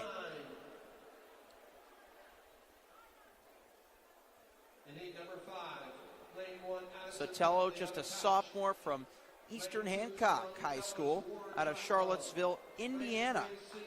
Just a 10th off of her personal best from the Pike 2025 Individual Championships of 889. She's given herself a chance to attack that in the final if she can hold on for a top 8 spot.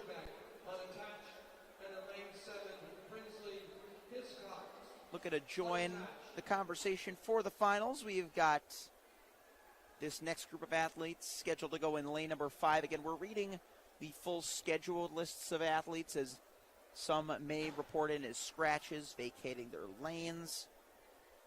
Whatever the reason may be, we're not worried about that. We're simply here to give everybody the credit who made the trip and qualified for the biggest national championship this time of year. In lane number 1, heat number 5, Addison Buckley, running unattached. Lane number 2, Simone Ellis of War TC. Lane 6, Sydney Tubbins. Lane 3, Sydney Tubbins of Spartan Chosen. Lane 4, Anesti Trollinger from Durham Striders. Lane 5, Layla Jones running unattached. In lane 6, Sydney Schoenbeck running unattached, and Brinsley Hiscox with yet another unattached affiliation in lane 7. And they're called to a quick stand-up. So they're going to go again. An interesting note about a lot of the seed times concerning our athletes coming in. not all athletes, like we saw with our previous heat winner, Isabella Sotelo from Indiana, have legitimate 60-meter hurdles times on their database. Some states only run 55-meter hurdles. I know that's the way it is at the championship level for states like New York, New Jersey, even right here in Virginia. It's the 55-meter hurdles that's contested at the state championship level. And so oftentimes what coaches will do is enter the 55 hurdles time and hope that it qualifies their athlete for nationals based on the conversion to the 60-meter standard.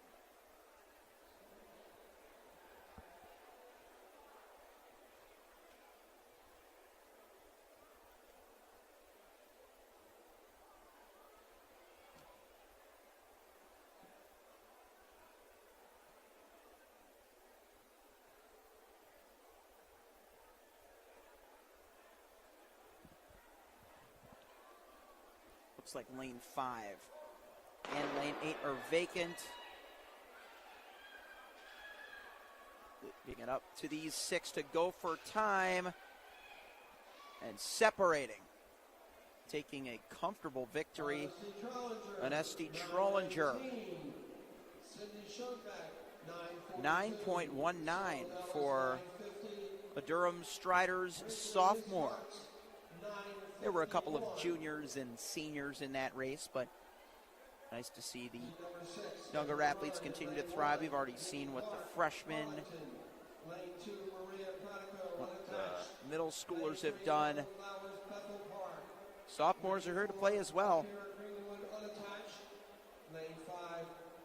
Our meet officials will send them down those steps so that they can get them in and off the track in an orderly fashion. You look anywhere in this Virginia Beach Sports Center and you will see white backpacks galore.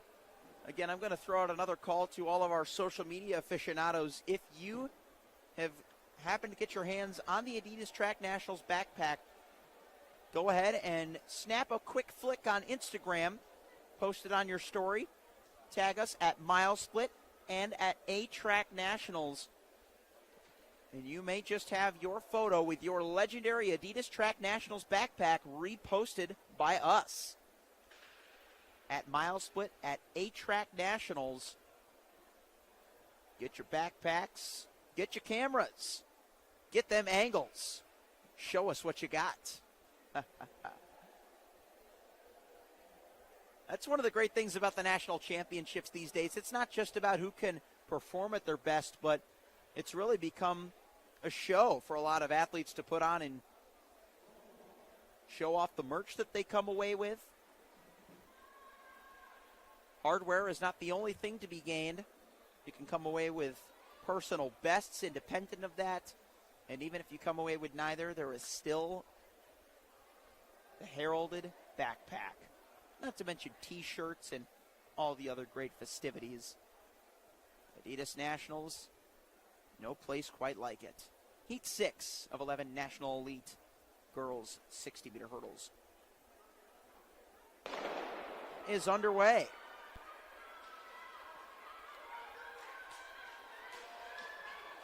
And as they come to the finish, we had a big stumble there in lane 3, opening the door to some of the middle lanes. A nice run by Paige Justice out of Oberlin Spikes in lane number 6. 9:14. She's still got a big smile on her face. Look at that, Paige. What a great effort there, winning by nearly a half a second over Akira Greenwood. Lane 1, Brooke Jeffers unattached.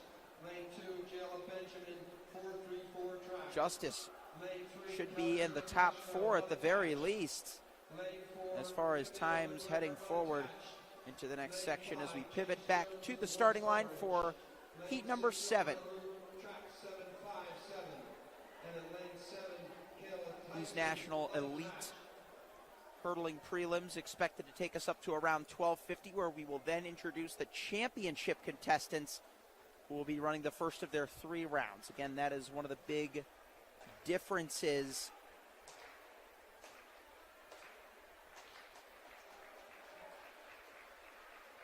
in between the non-championship divisions and the championship divisions.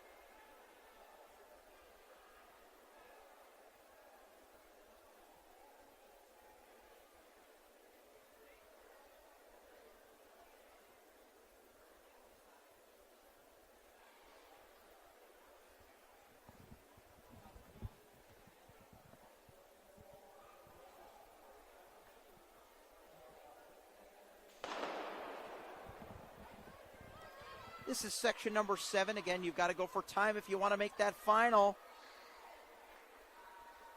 That looked like a lane 4 victory, and it was. Camille McGregor, 9.16. A little bit closer on the margin there.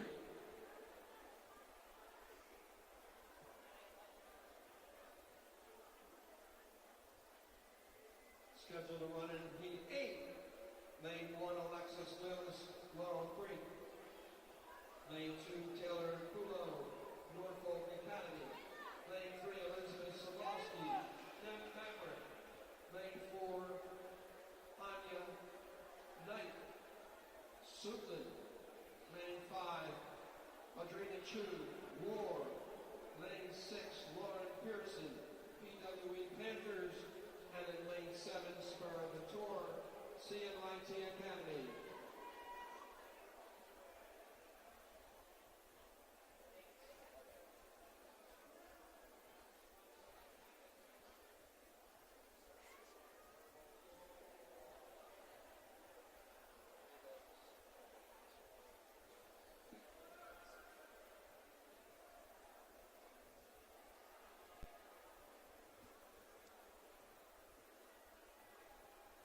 So just 8, 9, 10, 11, 4 heats to go for the girls in the 60-meter hurdles National Elite Division. We've got Alexis Lelis of Laurel Creek in 1, Taylor Kulo of Norfolk Academy in 2, Elizabeth Sabalski from Maverick Track Club in 3, and Ira Knight from Suitland Running Rams in lane number 4, Audrina Chu of War Track Club in 5, Lauren Pearson of PWC Panthers in 6, and Spera Vitor from CMIT Academy on schedule to appear in lane number 7. It's looking like all 7 lanes are filled as designated. Officials telling the athletes at their own pace to keep their hands behind that white line.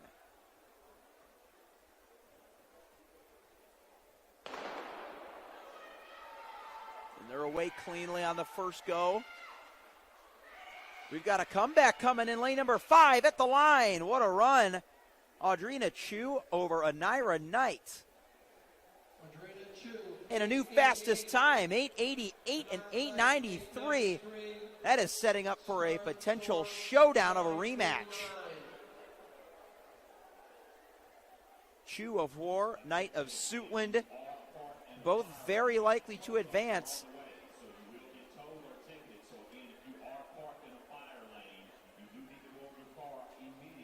Getting a look at the rest of the times there, but just considering what those two threw down, I'd like to think we got more of that in store.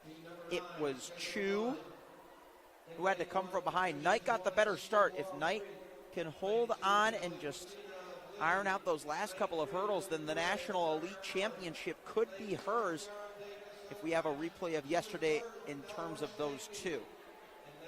Let's not forget that we've still got some opportunities to beat those times and draw the center lanes. The way they seed these heats for those who are unfamiliar is 4, 5, 3, 6, 2, 7, 1, 8, based on the order of qualifiers on time. So if you qualify with the fastest time, you will get lane 4, which has often proved to be a significant factor. Who will factor in heat number 9? We've got Patricia Zwolinski from Laurel Creek in 1. Patricia on the far side. We've got Bailey Bettina of Lee in 2. Lily Perez of Terrier Running Club in 3. Jenna Del Vecchio of EOSAA is in lane number 6. That is the full field of 4, and they are underway. Got to catch up with them. Here they come. Del Vecchio, the junior from EOSAA. 957. 9.57 for Jenna. 978. Lily Perez, 986.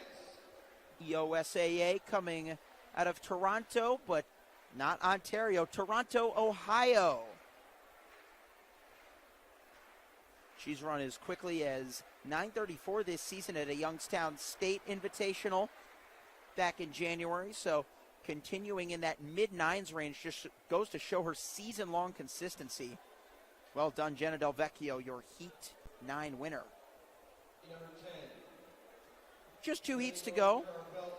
Let's have a chance to refresh our live results to get a sense, if possible, who is in qualifying position. So right now it doesn't look like we have any official confirmation on that just yet. But if I had any 2 cents to offer, I would say break 9 and you're in.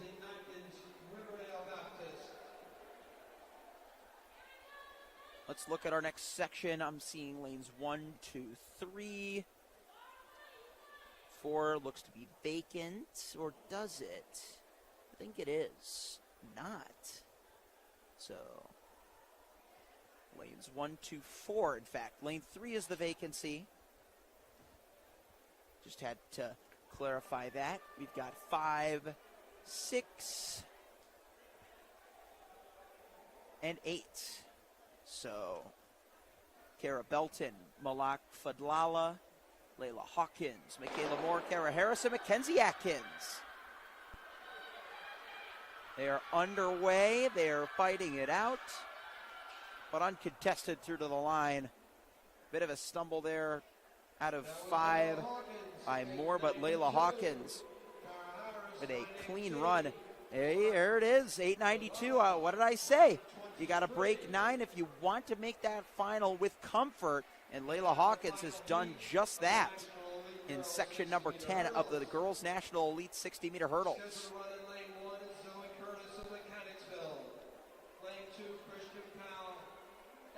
Our final group of starters getting set in their blocks with a chance to practice and iron out their starting techniques.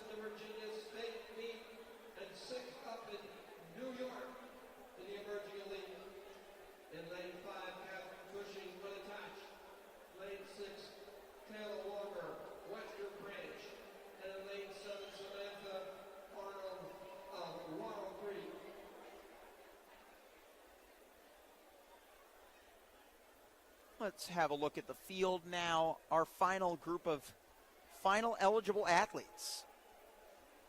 It is Zoe Curtis of Mechanicsville. She'll be in lane number 1, although it looks like lane 1 just might be a scratch. Christian Powell of MJM Elite in 2. Anaya E. Harris of Springbrook High School in lane number 3. Curtis is in fact on the line from Mechanicsville. She's in 1. Lane number 4, Anaja Daniel from Peninsula Elite Track Club. Down in the golden lane in this final section. Catherine Cushing unattached in 5, Taylor Walker Western Branch in 6, and Samantha Arnold from Laurel Creek Track and Field Club is on the outside in 7.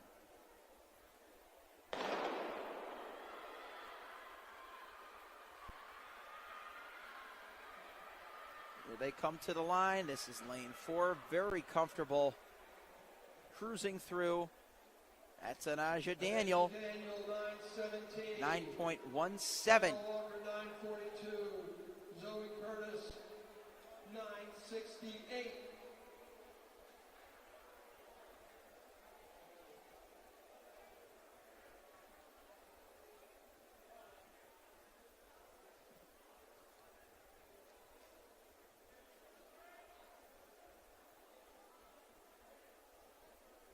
Peninsula Elite Track Club from nearby Newport News. Just a reminder to the extensive talent that lies within the Hampton Roads region. Once again, we see an empty starting line, but it will soon be filled by the top hurdlers on the entire weekend. that'll be vying for spots in the semifinals of the championship girls 60-meter hurdles.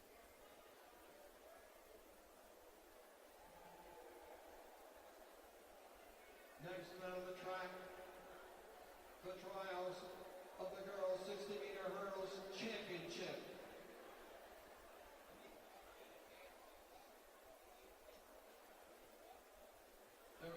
We will have 4 sections of these prelims. We're going to reintroduce the Big Q into the equation. Big Q is another way of saying win and in. But the little Q going to be a little bit more lenient than we've seen in previous divisions, as the next 12 non-auto qualifiers will get to advance to the semis tomorrow. We've got our first group coming up of 4. We've got a number of notable records that could potentially be up for grabs if anybody wants to take a stab at it. We had the facility records at both the high school and all-purpose records set. Taylor Cox of Union Catholic here at the VA Showcase, 8.10, the 5th fastest of all time as a high schooler. And then Jaya Covington from Texas A&M, 7.90 at NCAA's.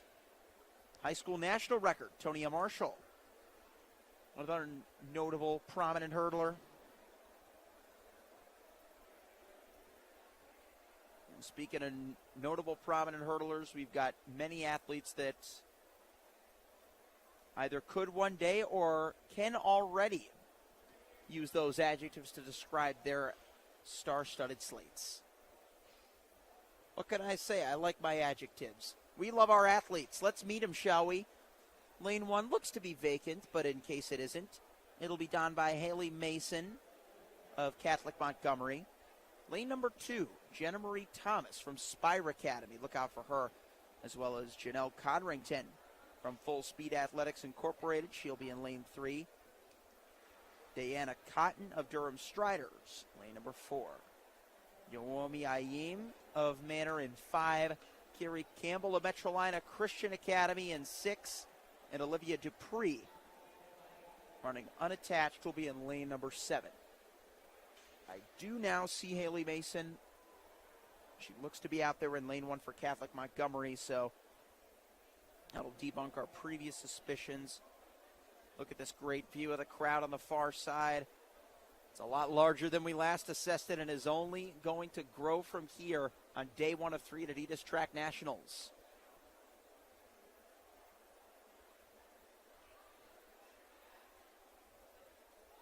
The amount of different banners that this venue has seen this season. We've had the VA Showcase decked out, not just with the banners, but with the international flags. We've had the NCAA championships.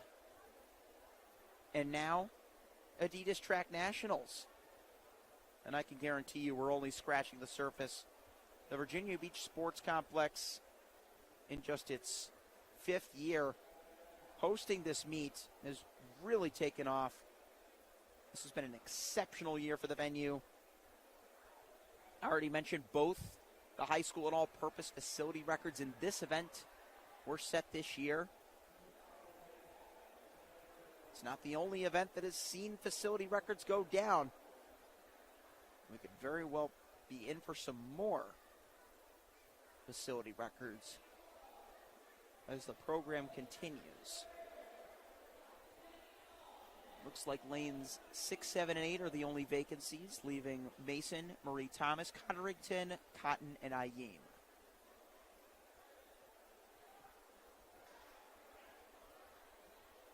I saw some early movement down there in lane number 4, I want to say. Diana Cotton of Durham Striders.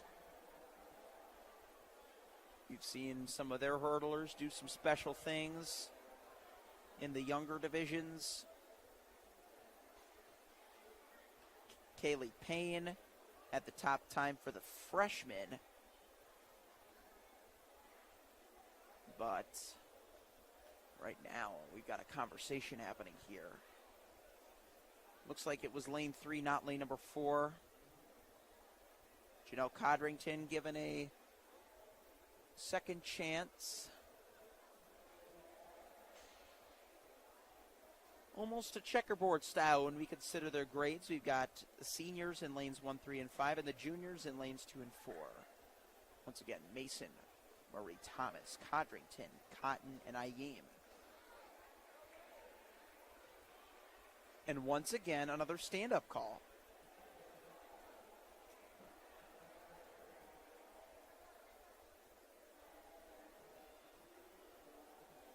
This time it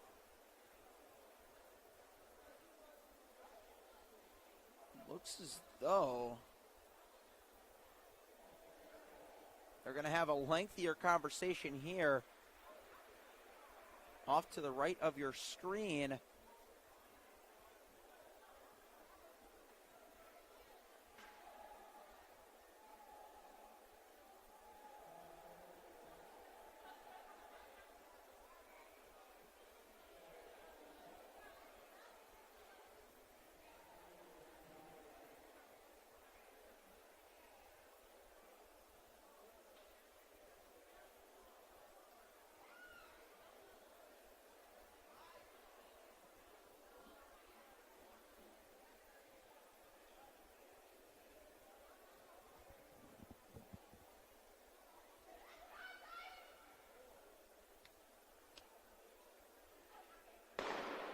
Finally, we are underway in the first championship prelim, and a fall, unfortunately, in lane number 5, allowing a runaway victory, an auto qualifier for Deanna Cotton of Durham Striders. 8.66. She loves that time. There it is. Jenna Marie Thomas as well, 8.75, a near PR for her.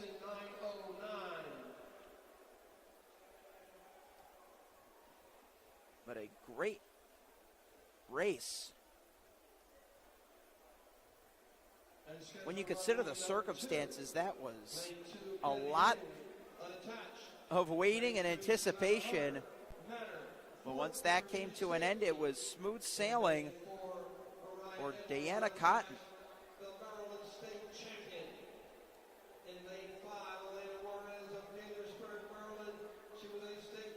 Deanna Cotton, in addition to her hurdling abilities, can also high jump. She can triple jump. She was second at her state meet in North Carolina. She won the state meet in the high jump and long jump.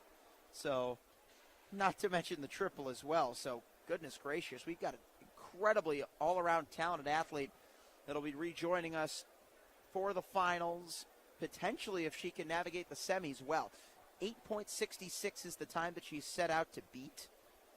And comparing that to what she's done over 60-meter hurdles, well, we'll call that about 17 hundredths of an improvement. Had to double-check my math there. She came down from 8.83, so a PR, the prelims, that's a great sign of things to come. Let's move on. Heat number 2. Getting a view of them here. Lane 1 does look to be vacant. We look to have multiple vacancies in this section. I'm seeing just 4 athletes descend into their starting positions in lanes 2, 5, 6, and 7.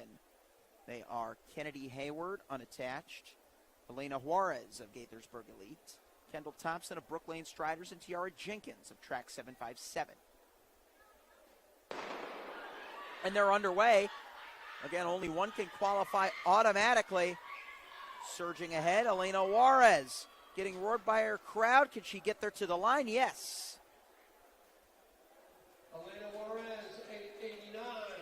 It was close, but FAT confirms a 500th victory in the opening prelim.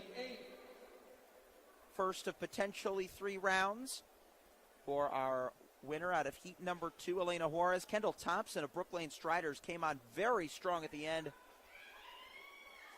Correction, Tiara Jenkins of Track 757. Thompson was in the mix for 4th, and 3rd went to Kennedy Hayward on the far side. So 2 prelims down, 2 to go. Again, there are 12 non-automatic qualifiers, and given the fact that we have had less than 12 total racers, everybody who's raced thus far is safe for the moment. I say for the moment, as that could soon change. So take that for what it is. Our sport is not necessarily the most forgiving, if that's exactly what you were looking for in track and field. I hate to break it to you, you're not going to get it. There have been some brutal occurrences in this sport. A couple of friends of mine have been fouled for being inches over the red line for a long or triple jump attempt. Just like football, it is a game of inches. And even 100th, 1000th photo finishes. Sometimes it's just the way the tape leans. Can't think of a better way to put it, folks. But that's just part of what adds to the drama, the excitement, the constant unpredictability of the sport of track and field. And we're only 1 of 3 rounds in to the girls' championship 60-meter hurdles. Heat number 3, a little bit more voluminous. We've got Tori Goodson of Atlee in 2. Kiki Grubb, Piper Shannon of St. Catharines, she is in 3. Seeing a lane vacant in 4. Aaliyah Waite of Durham Striders in 5. Brianna Adams unattached in 6. In lane 7 is Billy Frazier, also running unattached. Billy Frazier on the near side trying to contend for second, but on the far side it is Tori Goodson from Atlee. Who will run away. An 8.63 for Goodson, the new fastest time overall. So that will bode well for her semi-final lane drawings. And if we look at what Goodson has done, of course, she comes from nearby Mechanicsville in Virginia. She's a UNC Chapel Hill commit, so the future Tar Heel showing us what it's like to execute under pressure. She looked completely free of pressure there as she won the BHSL Class 4 Indoor State Championships, most recently in the 55-meter hurdles.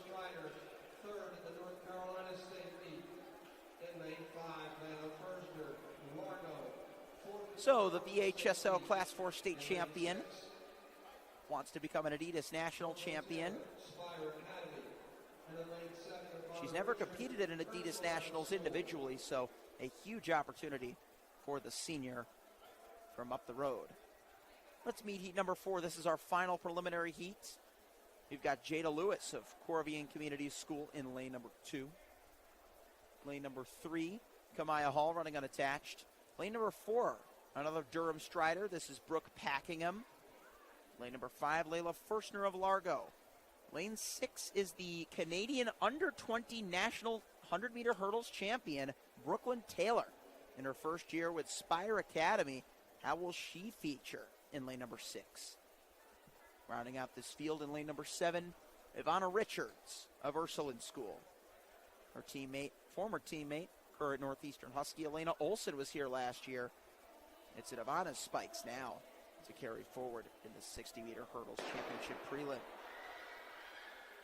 They get away at the sound of the gun, and here comes the Canadian champion. Oh, Canada. Oh, Brooklyn Taylor. Automatic win out of lane number 6. Brooklyn Taylor, 8.71 for the senior from Spire.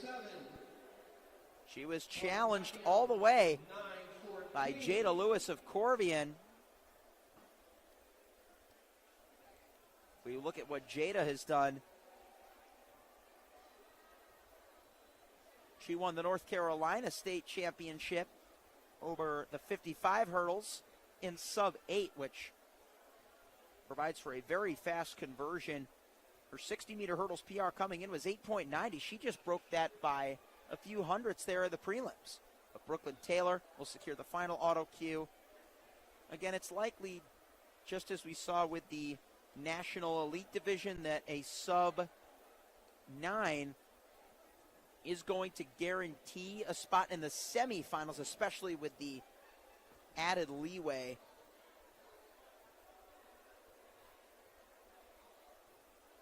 in between divisions. Next up on the track will be the boys 60-meter hurdles for your freshman division. 8 will advance. Will be heat winners plus the next 6 best times. 2 scheduled prelim heats. It will be Bodie Yalla unattached in lane 1. Shannon Palmer from Ann Arbor Track Club will be in lane 2. Austin Love unattached in lane 3. Brooke Ash from John Hanley will be in lane 4. Jamel Rankine from Standard Track Club will be in 5. Deshaun Page from Irvington Knights will be in lane 6. And then Quinn West from Steubenville will be in lane 7. Keep an eye on Brooke Ash from John Hanley coming in with the top time in this heat. Top time overall for the freshman boys 60-meter hurdles at 8.60. So again, Gallup will be in 1, Palmer and 2, Love will be in 3, Ash in 4, Rankine will be in 5, Page in 6, and West in 7. Heat 1 of 2 for the freshman boys 60-meter hurdles. If we have a look on the infield, pay close attention to the height of those barriers. It's a little bit higher than what we saw for the girls. Give you some finals on some field events. The boys' freshman heights, they've adjusted them. They've adjusted the positions. Our hurdle crew at the Virginia Beach Sports Center getting them in position for the guys to go.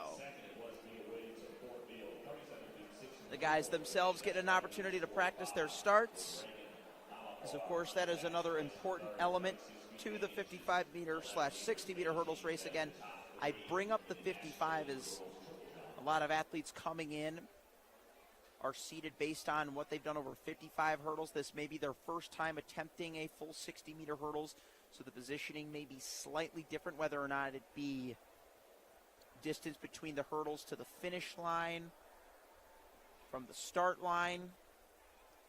It's all part of the adjustment, and it will bode incredibly well to these young freshmen as they move forward in their careers. We've got only 2 heats here. Still just one big cue to be had, so if you don't win, there's a little bit more to give as far as making the final goes, as they will accept the next 6 non-automatic qualifying times to the finals tomorrow.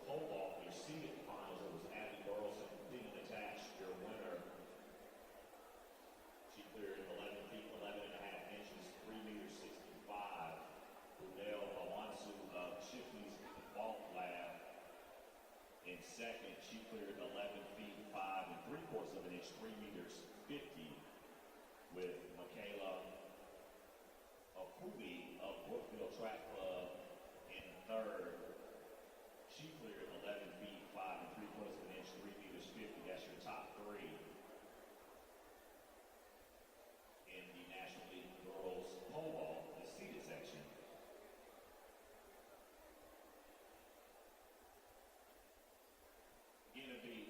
Gallup, Palmer, Love, Ash, Rankine, Page, and West. Their scheduled participants 1 through 7. This is the freshman boys 60-meter hurdles. 2 scheduled prelim heats, as mentioned, 8 advanced to heat winners plus the next 6 best times.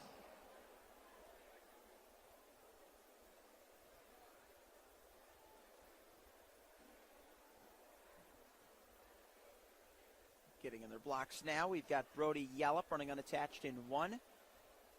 Shannon Palmer, Ann Arbor Track Club in 2. Brock Ash of John Handley in 4. Lane 5, Jamel Rankin of Standard Track Club. And in lane 7, Quinn West of Steubenville. All freshmen, only 1 can automatically advance. They're underway. Ash with a good start. Here comes on the near side and on the far side. That is Shannon Palmer of Ann Arbor Track Club, home of the Michigan Wolverines. His time an 8.69, winning by 27 hundredths over Weston Ash. Very tight for second and third, which definitely could play a factor as far as spots in that final go. Let's suppose that 5 guys run faster than 9.6, 8.96. That'll essentially mean that 100 is the difference between qualifying and not qualifying. By 5 jets, of course, we mean 5 non-auto qualifiers, but that would require them all to be in this second heat. So unless the entire second heat qualifies, I would say that our second and third place finishers, Ash and West, should be safe to advance to the finals regardless of what happens here. If I jinx them, you know where to find me. Carson Gabaro on all platforms. Shoot me a direct message and we will take care of it. Don't forget to follow our MileSplit socials as well as the Adidas Track Nationals Instagram as the guys take their practice starts. That'll allow us to update you once again to where we're at with the schedule. We've got a bit of cushion on the slated schedule as the boys national elite 60-meter hurdles is scheduled to go immediately after this, but was given a 1:15 set time, which I'm more than confident that we're going to complete our next heat within the next 9 minutes. It does not take 9 minutes to complete 60-meter hurdles, so in short, we're ahead of schedule. After the National Elite semifinals / prelims, whatever you want to call them, we'll run the championship boys 60-meter hurdles, and that'll take us up to the 2 o'clock hour where we will then remove the barriers for a 60-meter frenzy spanning 4 hours and 10 minutes. You like speed? You're in the right place. Adidas Track Nationals, the best place to be. And the final indoor championship of the season. Here we go. Joey Wynn, Bobby Marshall, Tian Vaslu, Kamorian Bush, Carter Hoyle, and Jaquan Bage. Just as we're about to get underway, we might end up taking 9 minutes after all. There we go, the jinx. Got to get him out of the way early. But let's see if there were any serious infractions that could affect these freshmen' opportunities to compete for a spot in the final. They're resetting their blocks. None of them appear to be too panicked, except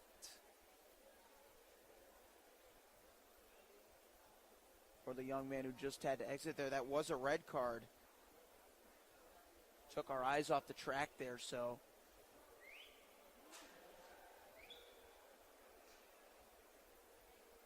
if we missed that, our apologies.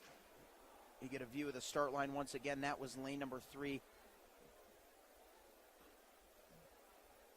Bobby Marshall, the unfortunate verdict.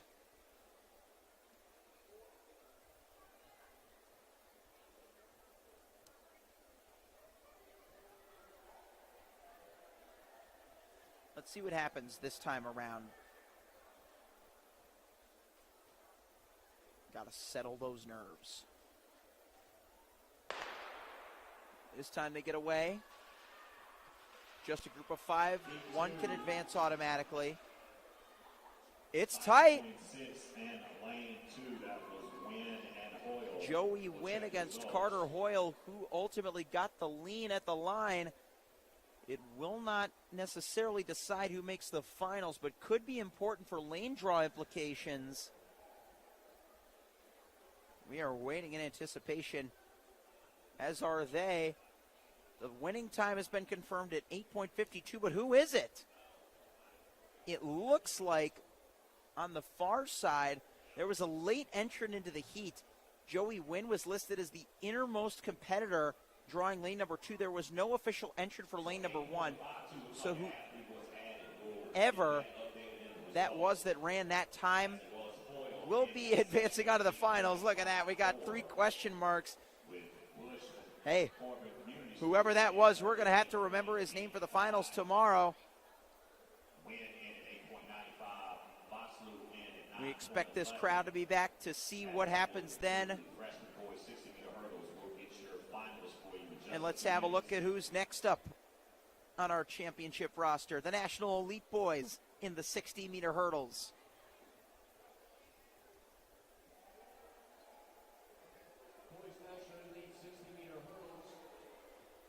coming out of the chute one by one. Boys National Elite 60-meter hurdles, prelims, scheduled for 1:15 while we... Again, we're still a few minutes ahead of schedule, so Just to give you a quick couple of FYIs. all of that is great credit to our meet officials. Pentathlon. Virginia Beach Sports Center has really brought the best of the best when it comes to Shot put at 3 p.m. putting talent in the right places to succeed. The meet officials are prompt, they're punctual.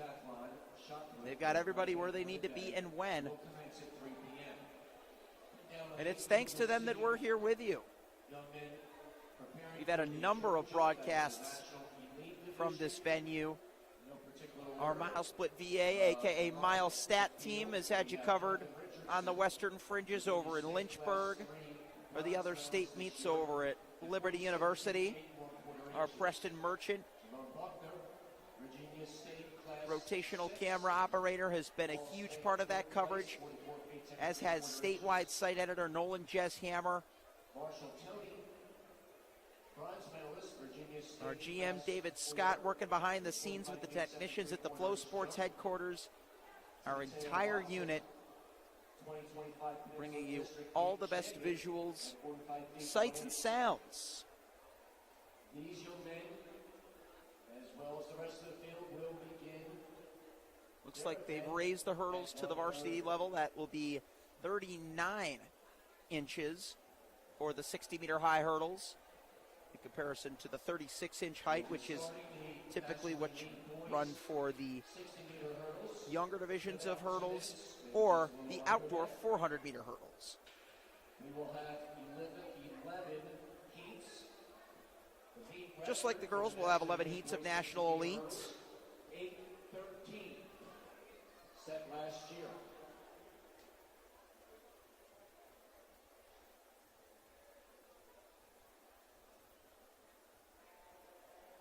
And if you were not with us during the girls' division of the 60-meter hurdles national elite, 11 heats, that's a little too many to incorporate a big Q.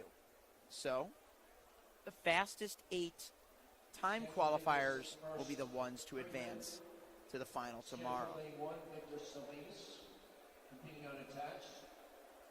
Time to meet our field in section number 1. We've got Victor Salinas. He'll be in lane number 1. Reginald Greer from Corbian Community School in lane number 2. Lane number 3, Gabriel Cavadas of Glastonbury. How about that, coming down from Connecticut, one of the larger schools in the Constitution State. Marcus Pittman Jr., the unattached freshman. Could have very well gone for a freshman national title, but he is going for the national elite title. Let's see if he can advance out of this prelim. He'll be in lane number 4. Brandon Lane of Comets Track Club in 5. Brian Hope Jr. of Enloe in 6. And Josiah Service in lane number 7, running unattached. I named quite a few more athletes than there are on the line. Unfortunately, it looks like our freshman is not part of this competition. It's only Greer, Cavadas in lanes 3, 4, and 5 in my crosshairs at the moment. It's lanes 2, 3, and 5.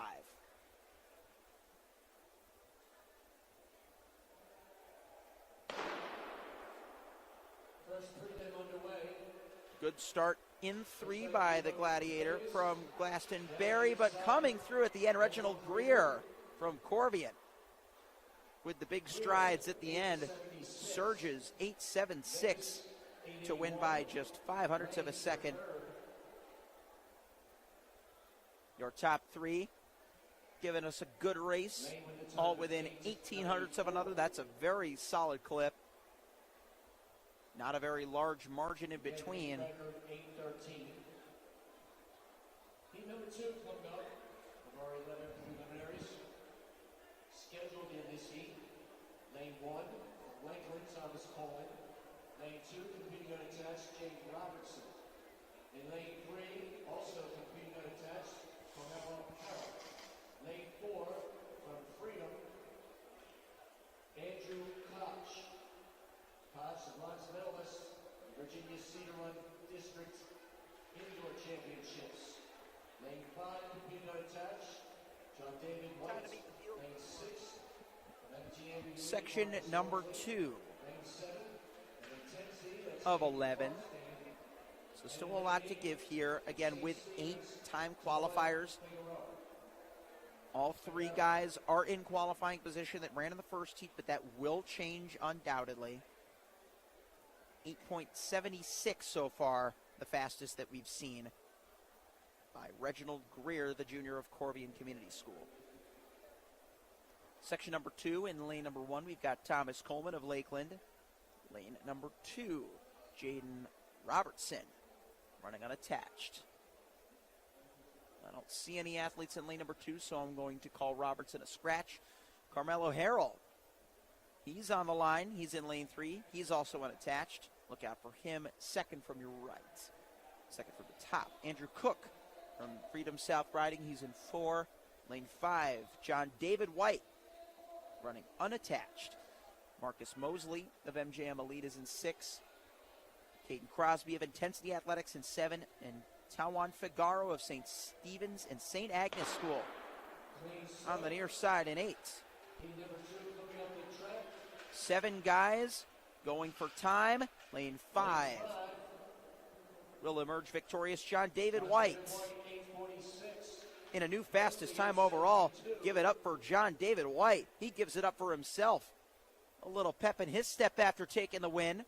Correction, that's Crosby in 872, Mosley in 874. Pretty tight battle there for second, as you can see, between Mr. Caden Crosby and Mr. Marcus Mosley, just a couple of hundredths apart. Will that play into the top 8? We'll have to wait and see as we pivot back to the start line for heat number 3.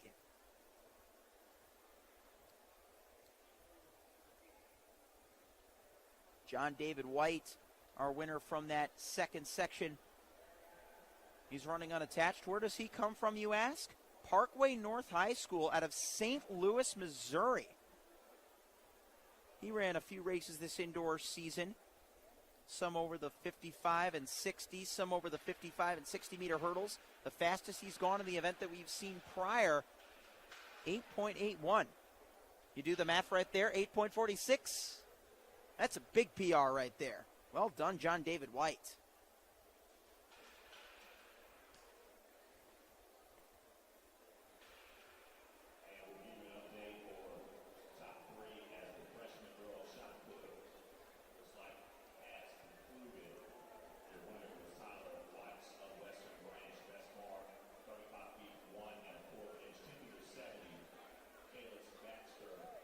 Let's have a look at section number 3 now, shall we? National Elite Boys 60-meter prelims for the hurdles.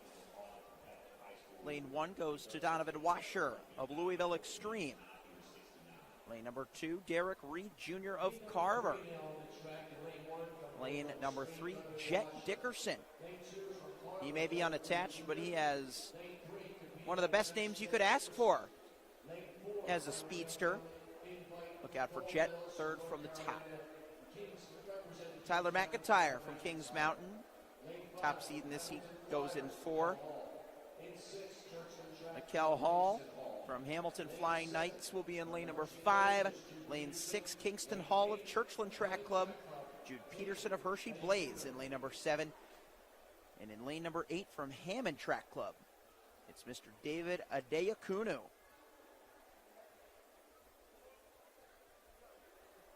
This is something we love to see. All 8 lanes are filled. We had 3, we had 7, and now we're filling up the entire infield of the Virginia Beach Sports Center.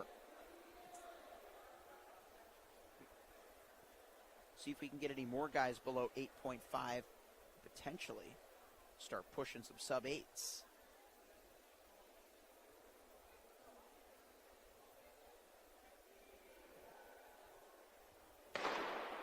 Heat 3 of 11 is underway in the boys' 60-meter hurdles national elite.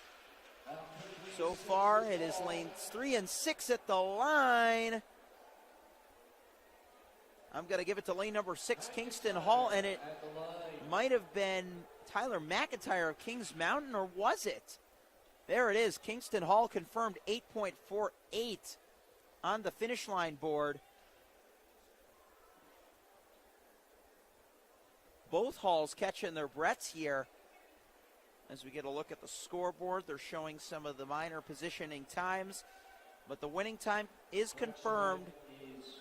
Churchland Track Club's Kingston Hall at 8.48, just 200ths off of the winning time from the previous heat by John David White.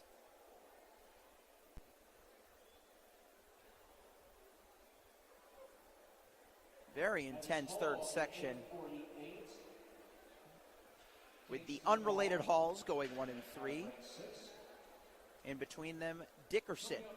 Heat number 4 of our 11 preliminaries.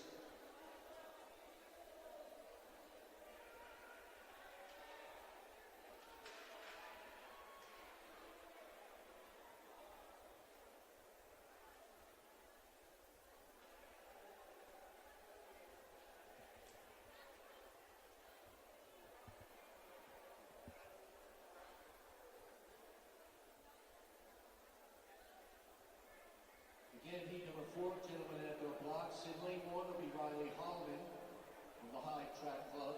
Lane 2 from Kingsport, Terrell Turner.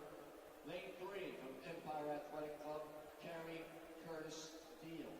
Lane 4, competing unattached, silver medalist at the Brookville Invitational, Virginia, Xavier Rosado. Lane 5, competing unattached, Lavelle Hubbard.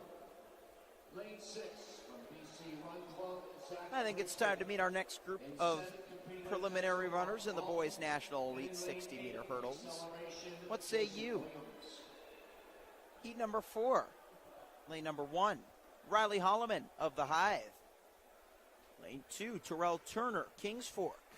Lane 3, Deakari Curtis from Empire Athletics. Lane 4 looks to be vacant. Lane 5, Lavelle Hubbard running unattached. Lane 6, Zach Grigsby of BC Run Club. Lane 7, Omar Altum unattached. In lane 8, Jason Williams, Acceleration Nation.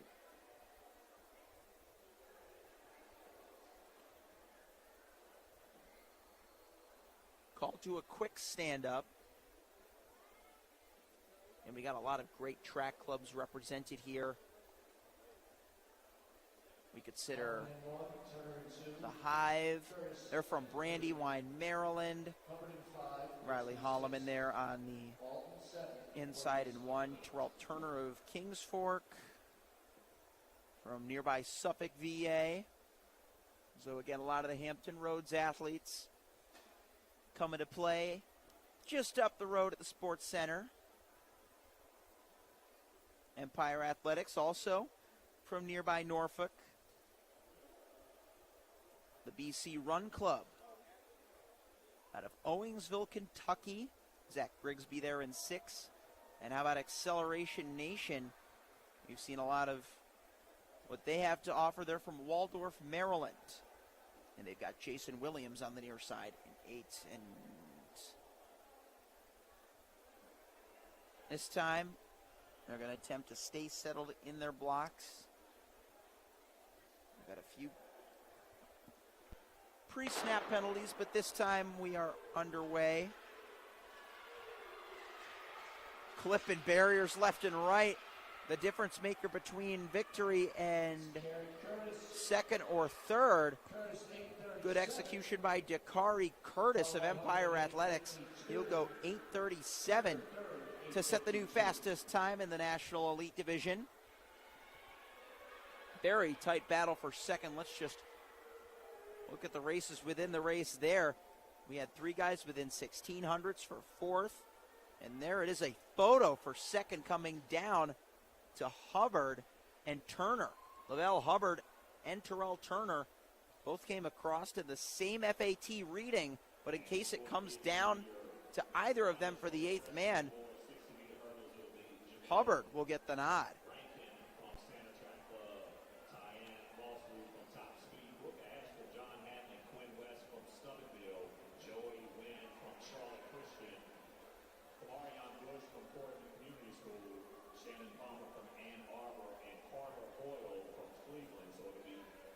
Our public address announcers are reading over the full lists of qualifiers for the prelims that we've already seen from the girls, some of the freshman boys. while we were currently focused on the National Elite Division of the boys 60-meter hurdles, we once again remind you that Blue Ridge Timing has all of the archived results. If you'd like to find out who made the finals or semis in their particular division, whether it be championship, freshman, national elite, or middle school, Blue Ridge Timing has all of the info. Again, Blue Ridge Timing, Adidas Track Nationals. Full scoreboard list of events to find out who goes where. Our fifth section is coming up on the track. This is our heat number 5 over 11 heats of the National Elite Boys 60-meter hurdles. Scheduled here in lane 1, competing on test, Jalen Chiffon. Lane 2, Suitland Run, Rashad Campbell. Lane 4. You've got Jalen Chittafong running unattached. He'll be in lane number 1. Lane number 2, Rashad Campbell from Suitland Running Rams. Lane 3, unattached, Nair Claiborne. Don't currently see any athletes in lane number 3, but I do see lane number 4. That is John Oguariri from the Elite Cadets. Elite Cadets coming from Frederick, Maryland. And coming from way up in Beekmantown, New York, is Maxine Page running unattached out of lane number 5, representing the Eagles from the Great North Country. Lane number 6, Caleb Lott of Bull City Express. Lane 7, Toby Finney unattached, and John Rudder of St. Stephen's and St. Agnes School will line up in lane number 8. Section 5 of the boys 60-meter hurdles in the National Elite Prelims. Coming down the straightaway is a breakaway victory, flipping the last hurdle, but winning convincingly for Caleb Lott of Bull City Express. An 8:33, yet another improvement on the previous number 1 time overall. Caleb Lott won by 36 hundredths of a second over Toby Finney. And a great overall showing. Again, you have to go as fast as possible because winning your heat does not secure you a spot in that final.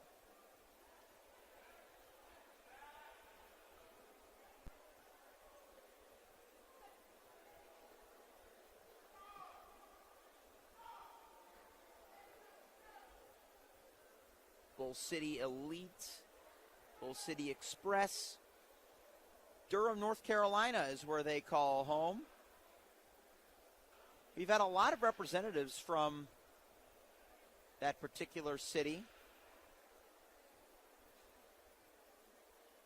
I know Duke fans, if you're in the house, you may have a little something else on your mind as we enter the stages of March Madness, but allow me to remind you that you've already got an NCAA championship under your belt. Simon Gatormson, the NCAA pole vault champion,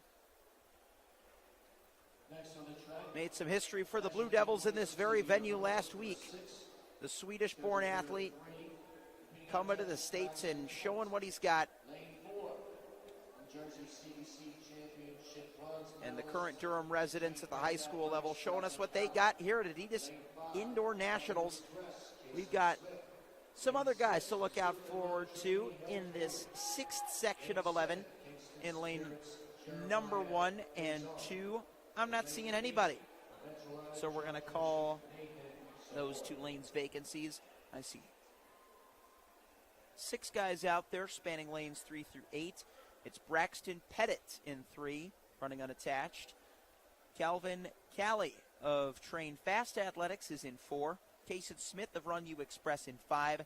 Trinity Hill Caleb of Suitland Running Rams in 6. Jeremiah Falson from Kinston Spirits. That's Jeremiah Faison from Kinston Spirits. Look out for him second closest to you in lane number 7. Nathan Savoy of Metrolina Christian Academy is in 8. Your 6th of 11 sections in the boys 60-meter hurdles National Elite Division. Much closer to our hurdlers. I heard some big claps in the throwing cage. We've got some shot put action happening. We've already seen some horizontal jump action happening.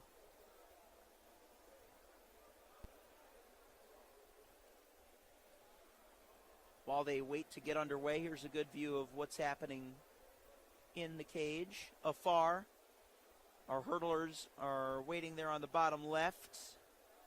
Some of our younger shot putters with the lighter implements getting a chance to test the circle and give it their best.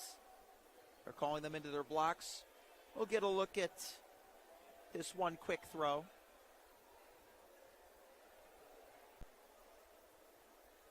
As we pivot back to the starting line.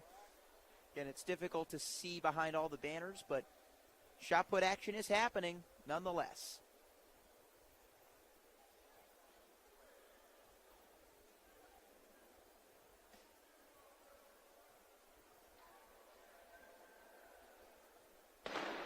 Heat 6 is underway, pretty even start. Fast out of the blocks, Jeremiah Faison from Suitland Running Rams. Correction, Kinston Spirits. It was Trinity Hill Caleb of Suitland Running Rams that put him under pressure towards the end. But look at those times, 8.13. That, my friends, has equaled the meet record set by the New Balance Nationals indoor champion Tyler Burgess out of Palmyra, Pennsylvania. Burgess last year, representing Hershey Blazers, ran 8.13, the same time we just saw from Jeremiah Faison from Kinston Spirits. What a display, and we've still got the finals to come tomorrow. I find it very hard to believe that 8 men are going to get ahead of that time, so by all means, count on seeing Jeremiah here once again. Kinston Spirits out of Kinston, North Carolina. Jeremiah Faison, your new joint meet record holder. Jeremiah Faison of Kingston Spirit, tying the meet record of 8.13 seconds. And just consider what I mentioned about the guy who holds the meet record, Tyler Burgess. He went on to become a dual state champion in the hurdles outdoors, both over the highs and the intermediates. And he's a national indoor champion at New Balance before he knew it.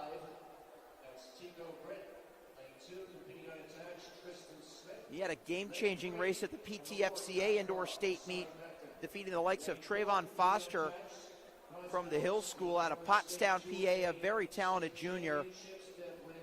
2 of the top 55 hurdlers in the country went at it. Burgess came through for a surging finish in the 60 hurdles final and carried that momentum forward to Boston last weekend. Will his meet record be broken for good tomorrow? That's what we're going to have to find out. Could it be broken again by another one of our preliminary runners? We've got heat number 7 getting into its blocks. Tico Britt of the Hive in 1. Tristan Smith unattached in 2. Jasani Becton of War in 3. Devin McCollum unattached in 4. Lane 5, Donovan Jackson of Wolverines Track Club. Lane 6, Amir Long Brown of Velocity Track Club. And Tamonte Morel of Nashville Thunder is in lane number 7. And they're underway cleanly. Good start by lanes 2 and 3. Surging ahead, Smith and Becton. Now Jasani Becton out of the third lane in dark red will surge ahead for the win. Another very solid effort. 8.29, just ahead of Smith there in second. There's the full field as they exit the track.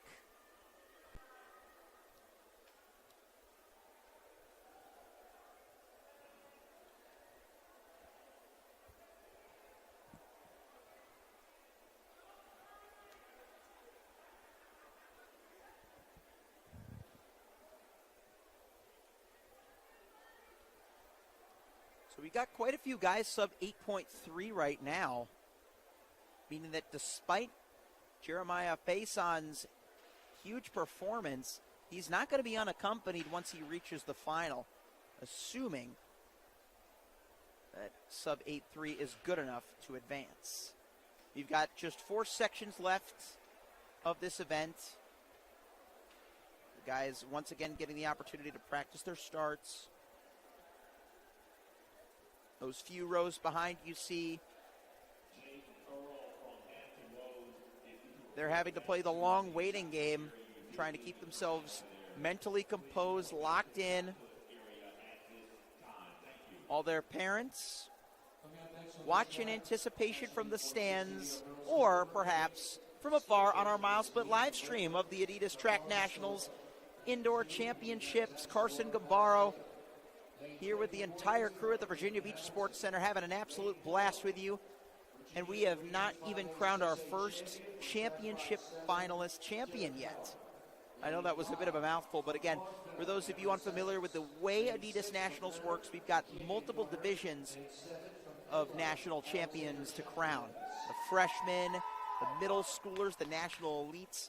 They have their own subdivisions for those athletes who might not have been good enough to feature prominently for a championship title. Championship prelims will be the next event after heats 8, 9, 10, 11 of the National Elite Boys 60-meter hurdles. This is Heat 8 on track now. Kervon Stovall of Lakeland in 1. Lane 3, Peyton Hamilton of Williamsburg Runners. Lane 4, Dara Carell of Track 757.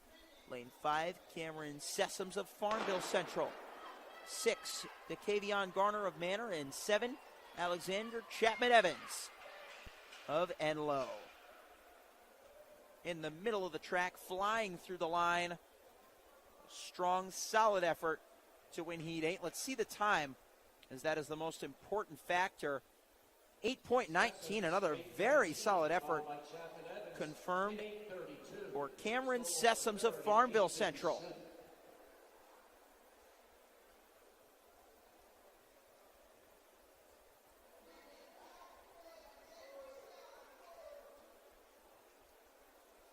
Cameron Sessoms coming up from NC. Won his state meet for the 55-meter hurdles. One of just 2 events that he focused on this indoor season. As we get another look at his finishing time, 8.19. He ran 7:50 to win his NC state title, the senior from Farmville Central. Pun was not intended when I said NC State, but I'd imagine that a school with the prominence of the Wolfpack would be mighty interested in scoring a hurdler of his caliber. If we got any state fans in the house, I sure wish I could be with you next week at the Raleigh Relays, one of the most fun early season meets in all of outdoor track.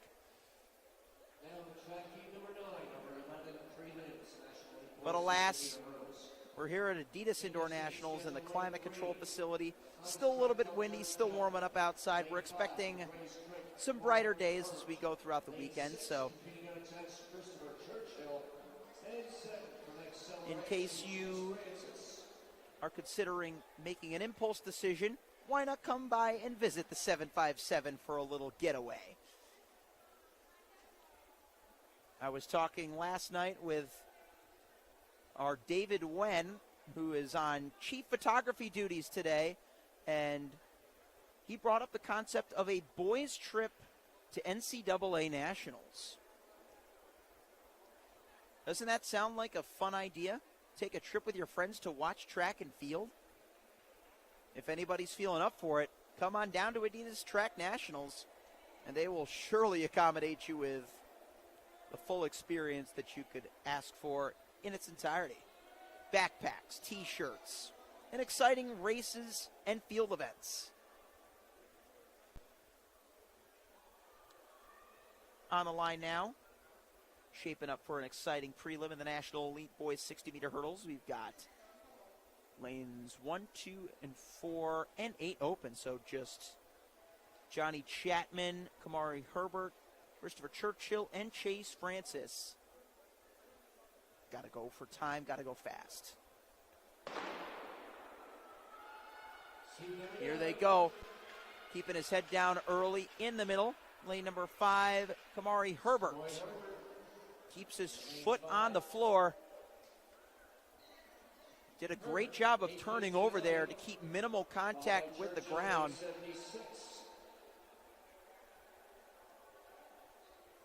Got to keep your feet moving when you're under pressure. He was certainly put under it. after those last few hurdles by Churchill. Christopher Churchill, the unattached athlete, finished within 2/10 of him, but 8:59, the winning time for Herbert. Amari Herbert, Grays Creek. Grays Creek of Hope Mills, North Carolina.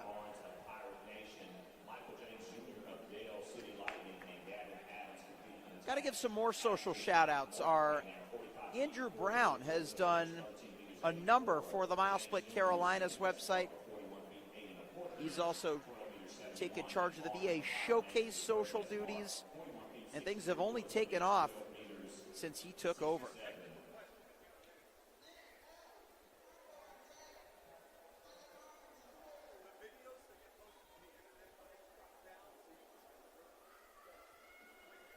Next up, heat number 10 of our 11 preliminaries, National League Boys 60-meter hurdles.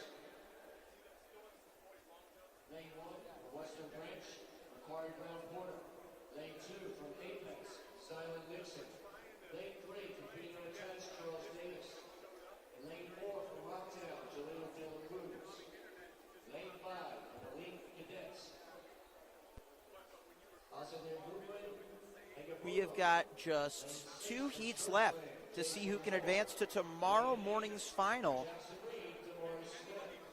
for the 60-meter hurdles National Elite. We will be running the finals for that event, in fact, on Sunday. So my apologies for the misconception, but again, we're going to see potentially one, if not more, of the guys I'm about to name to you on Sunday morning. We've got Macquarie Brown Porter, Zylan Nixon, Charles Davis, Jaleel De La Cruz, Osain Rumwin Aigbogun, Jason Moore, Benjamin Britton, and Damari Smith. It is lane number 2 in white. That is Zylan Nixon of Apex. Nixon, 8:48. And just look at his crowd up there in the stands above the Adidas Track Nationals leaderboard. 8:60, De La Cruz. They came to watch one man and one man only, Zylan Nixon. The crowd pleaser from Apex goes 8:48 to win the penultimate section of the boys 60-meter hurdles National Elite.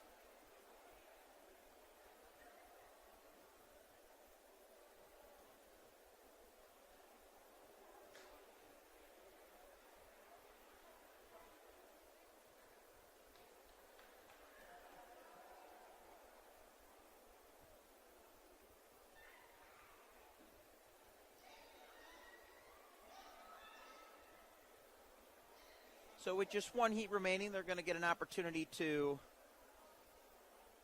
practice their starts. Nixon, your previous heat winner, has finally gotten the chance to catch up with his fans, his supporters, his loved ones.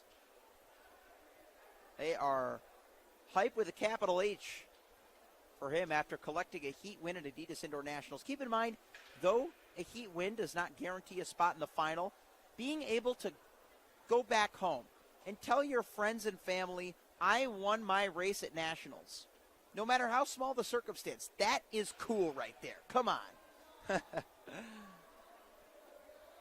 He did so by just 0.12 of a second, so not the widest margin of victory.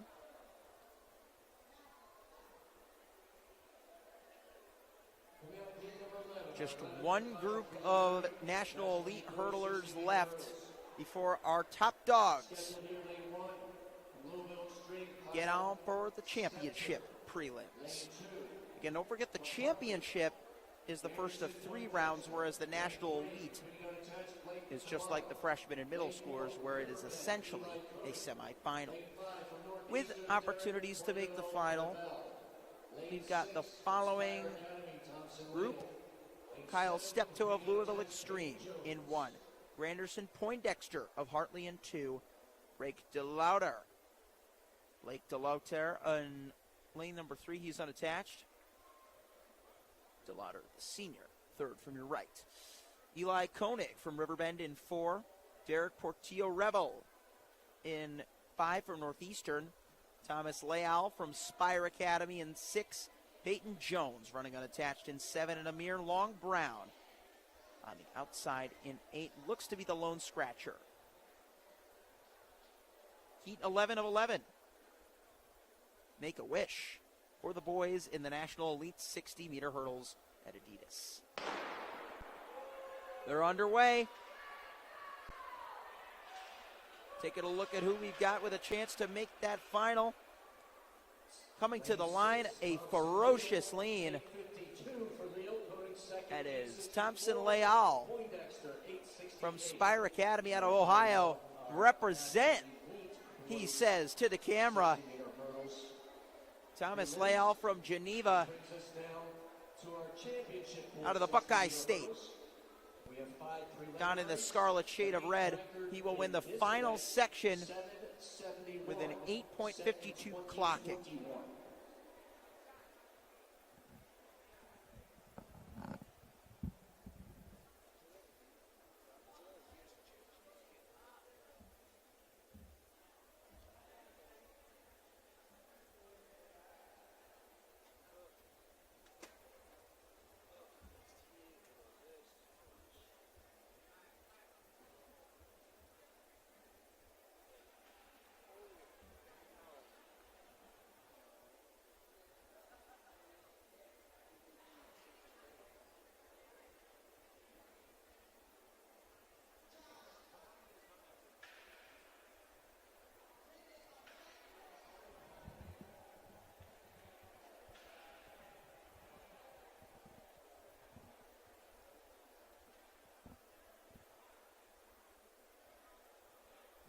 You got to love the hurdle crew, even for all the barriers that are clipped during practices. They take care of everything.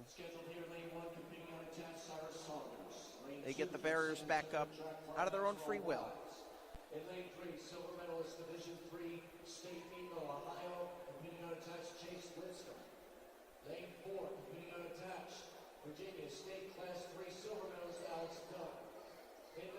So with our National Elite prelims completed, we're going to go ahead and welcome on the championship preliminary runners. We will send the winner from each of these 5 heats and then the next 11 non-auto qualifier times.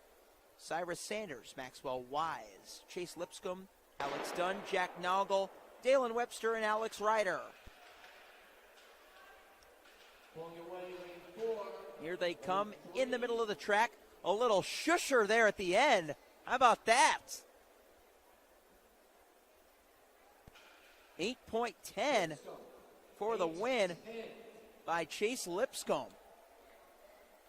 High-fiving his competitors. It's all good sportsmanship by the young man wearing the Under Armour kit. Chase, in his senior year, wants to become national champion.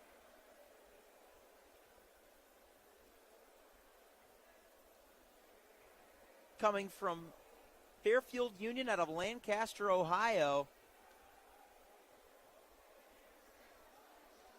He's gone as quickly as 8 flat this season. He was second at his Division III Indoor State Championship, so he definitely brings some strong accolades to Adidas. We love seeing the Spire Academy contingent and all other Ohio athletes represent here. Of course, we saw Spire win a couple of heats ago, but that's not all Ohio has to offer. That's all I could say. So with heat number 1 out of the way, Chase Lipscomb, the Ohio State runner-up, takes the early lead in the standings. We've got 4 sections left. This section number 2 includes an athlete that I think could very well vie for the overall national title. But let's meet the full field to see who he will have to get past in order to make the semi. In lane 1, Rafael Boakye Yadom, he's unattached. Lane 2, Adam Frey, he's also unattached. and vacant from this heat, so he's a scratch. Sawyer Boyd isn't.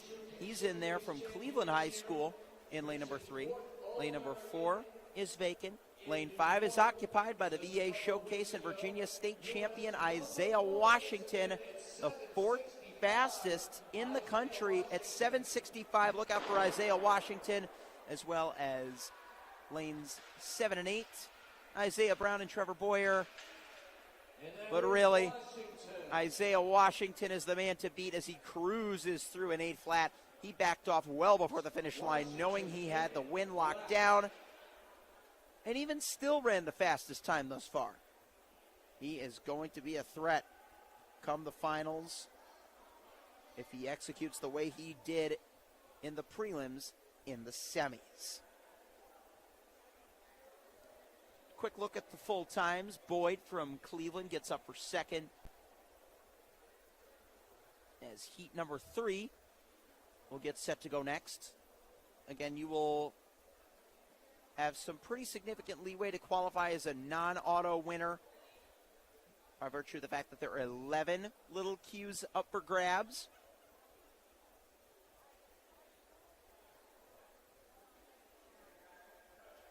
Again, for our newer track fans, the big Q is an automatic qualifier. The little Q is a non-automatic qualifier.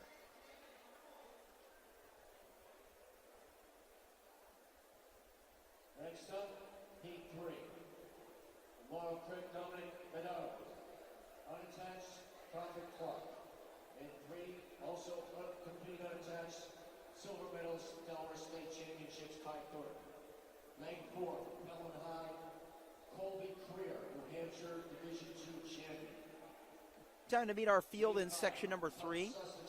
We've got another lane 1 vacancy, it looks like, so no Dominic Bahadur of Laurel Creek, and no Prophet Clark either in lane number 2. He's from Shaker, New York, running unattached, but doesn't look like he'll be running at all. Look to see him in outdoors. Kai Thornton running unattached in lane number 3. Colby Creer of Pelham, Division II New Hampshire indoor champion. He's in lane 4. Kai Thornton is given 2 entries in this heat. He is in lane 3.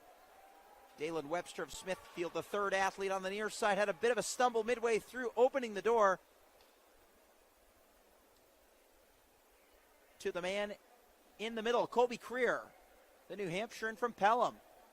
As Kai Thornton out of lane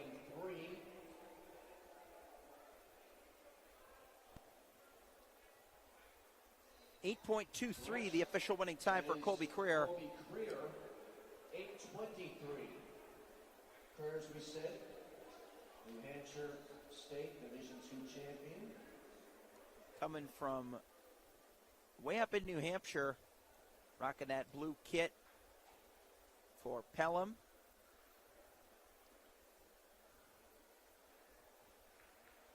His high school's mascot known as the Pythons.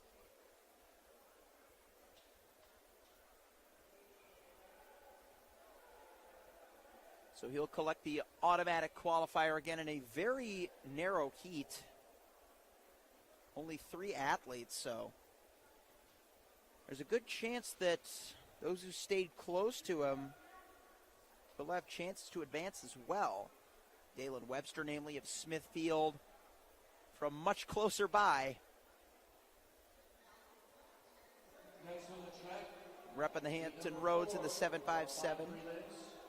championship boys 60-meter hurdles. Still 2 heats left, 2 automatic qualifiers. We've already had wins scored by Colby Creer, by Isaiah Washington, and in the first section, Chase Lipscomb. State silver medalist, New York Navy. Lane 4, unattached. Max Leonard takes heat number 4 in lane number 1. Brandon Marks goes in lane number 2. Polar Beatty of M-City Speed out of Middletown, New York. The New York State silver medalist over the 55-meter hurdles will be in lane number 3. Corey Reevy, our 3rd unattached athlete, is in lane 4. Cameron Davis, also unattached in 5. Evan Ellis, also unattached in 6. Jaden Brown of St. Christopher, 7. And Christopher Dotson in lane number 8. Your full field Everybody's on the line. Everybody's going for time, but none faster than the man from M-City Speed, Quillar Beatty, who went from 30th at New York State's in 2024 indoors all the way up to second here in 2025. Makes the leap and goes sub-8 in the 60-meter hurdle, 7:98, a phenomenal time. Also the 8:11, Reedy, 8:21. You just saw it there in brief confirmation. We'll see it once more. But 7:98, a very fast time for Quillar Beatty. With just one heat to go. We'd love to see that. Of course, we've still got 2 rounds to go, so it's not as though lane positioning is going to be ultra important when we consider the finals, but Quillar Beatty, just outside the top 50 in the nation and among hurdlers in the state of New York. He improves his season best, which was already New York number 3, from 8:06 to 7:98. If he wants to go for a New York number 1, he'll have to go sub 7:94 as Wyatt Gravier of Bronxville currently holds that spot at New York number 1. So with Quillar Beatty setting the top time, heading into the final first of 3 rounds, Heat 5. Let's see if anybody else can challenge the 8-second barrier to give themselves a confidence booster heading into the semifinals. Those semifinals, for those curious, will be tomorrow, as Sunday is basically final day, but the championship hurdles semifinals will be the very first event to take place on day 2 of Adidas Nationals. We've got a group of 5 all having different reaction times to the gun. Who can get to that line the quickest? It's going to be on the nearish side. Dylan Cope running unattached out of lane number 6. Looked like it was Cope, and it was. What was his time?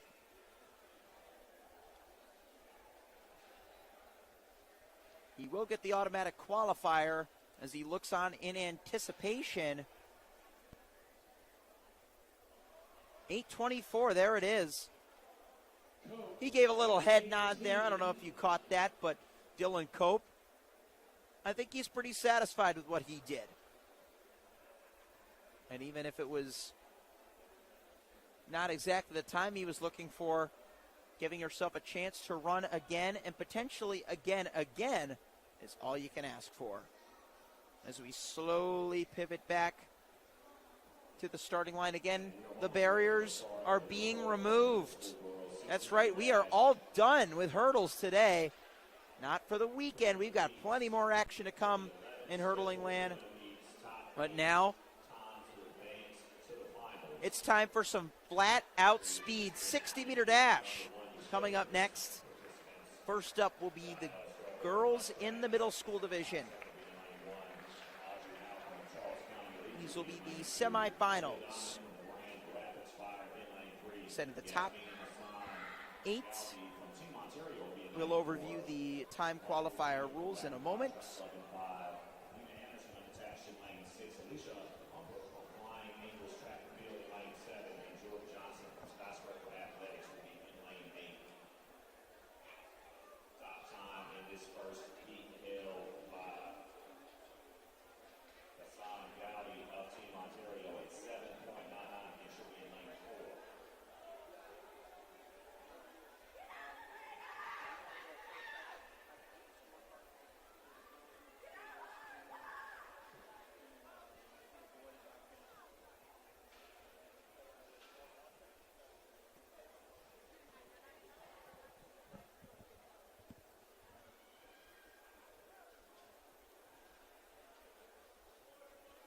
Once again, if you're looking on confirmation on who advanced to the finals or semifinals of the 60-meter hurdles divisions, all verdicts are available on Blue Ridge Timing, BlueRidgeTiming.com.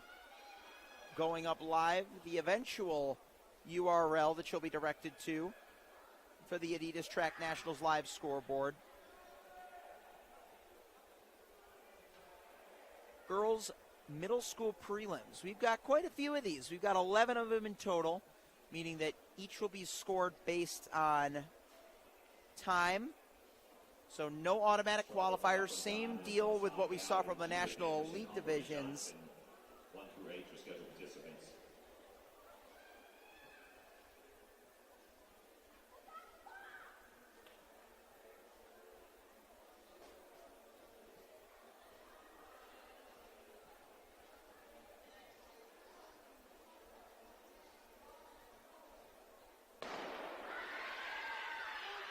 Girls middle school 60-meter dash, heat 1. It's going to be a close one at the line. Lane number 4 is going to take it. That is Yasmin Hassan Gowdy, the 8th grader.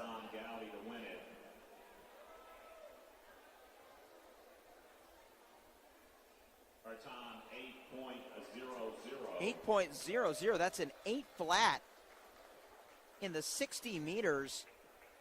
And she is only an 8th grader. Very impressive. Jeter of Rapid Fire Track Club will take second. Pivoting back to the start line quickly. Again, these athletes have to go one after the other. Thankfully, they're given the opportunity to select their block positions and practice those starts. Looking at this second heat, as we didn't really get a full chance to overview the first heat. We do have the times for you. It was around an 1100th victory there for Hassan Gowdy, setting the early top mark. But once again, she's going to need to hope that 7 girls are unable to get ahead of this time. We got Mackenzie Cade, Aubrey McKinnon, Lauren Hayes, Janelle McKnight, Adriana Sutherland, Raylan Massey, Skyla Melton, and Kaylin Johnson. Being forced to a quick stand-up.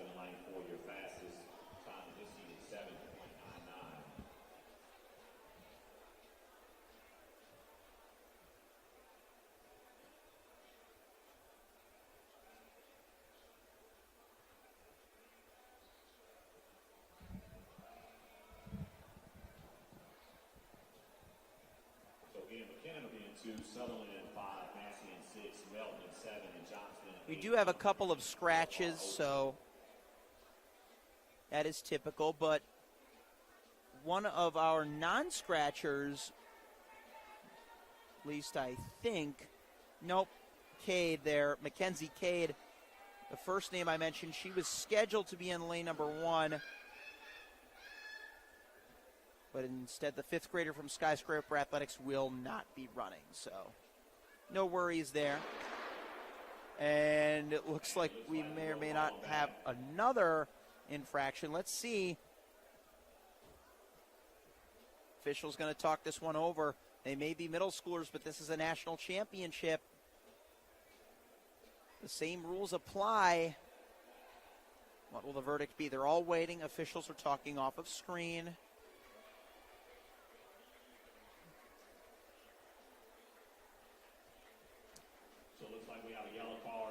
A yellow card for lane number 6.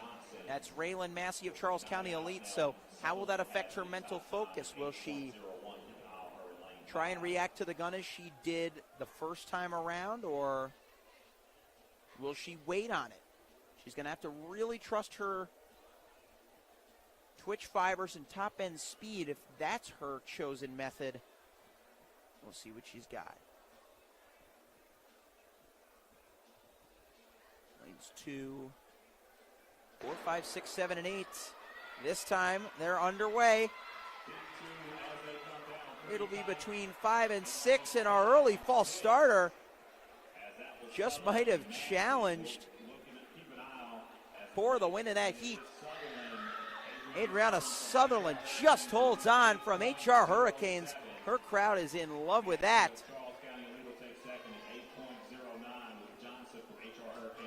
Massey might have leaned just a little bit too early, but You got to really give her credit for composing herself, getting back on the line after a yellow card. It'll be the HR Hurricane Adriana Sutherland. Raylan Massey will have to settle for second, both with very fast times. I think that's the bigger takeaway. Journey Edwards from the Gazelles will be in lane 6. Jordan Hart from Charles County Elite will be in lane 7. And Jalen Jones from Hampton City Athletics will be in lane 8. Section 3 is coming up next for the girls in the middle school 60-meter dash.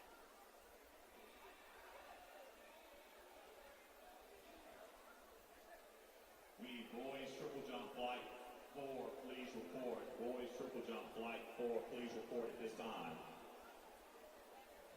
Keep an eye on Sherton Sassane from the E-Track Club in lane 4. Time, prelim time coming in. Not time in this heat, I should say, at 7.97.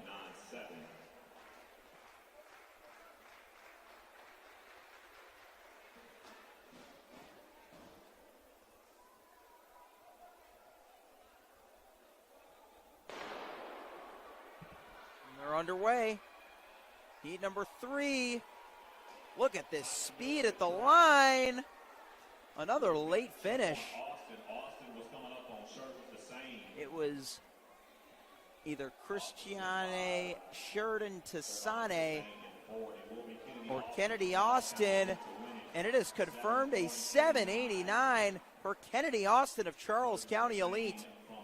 Sheridan Tassane just 400ths behind. It was close at the line. Both of those two, I would imagine, will have a great shot at making the final.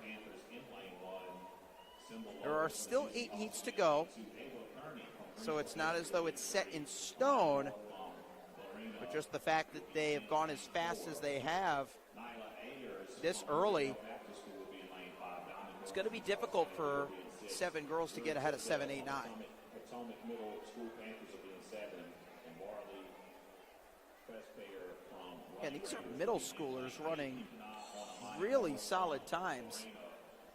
Top time in this heat and top time overall for the middle school girls 60-meter dash at 7.72. For the mile split, she is ranked in the top 10 in the country among middle schoolers.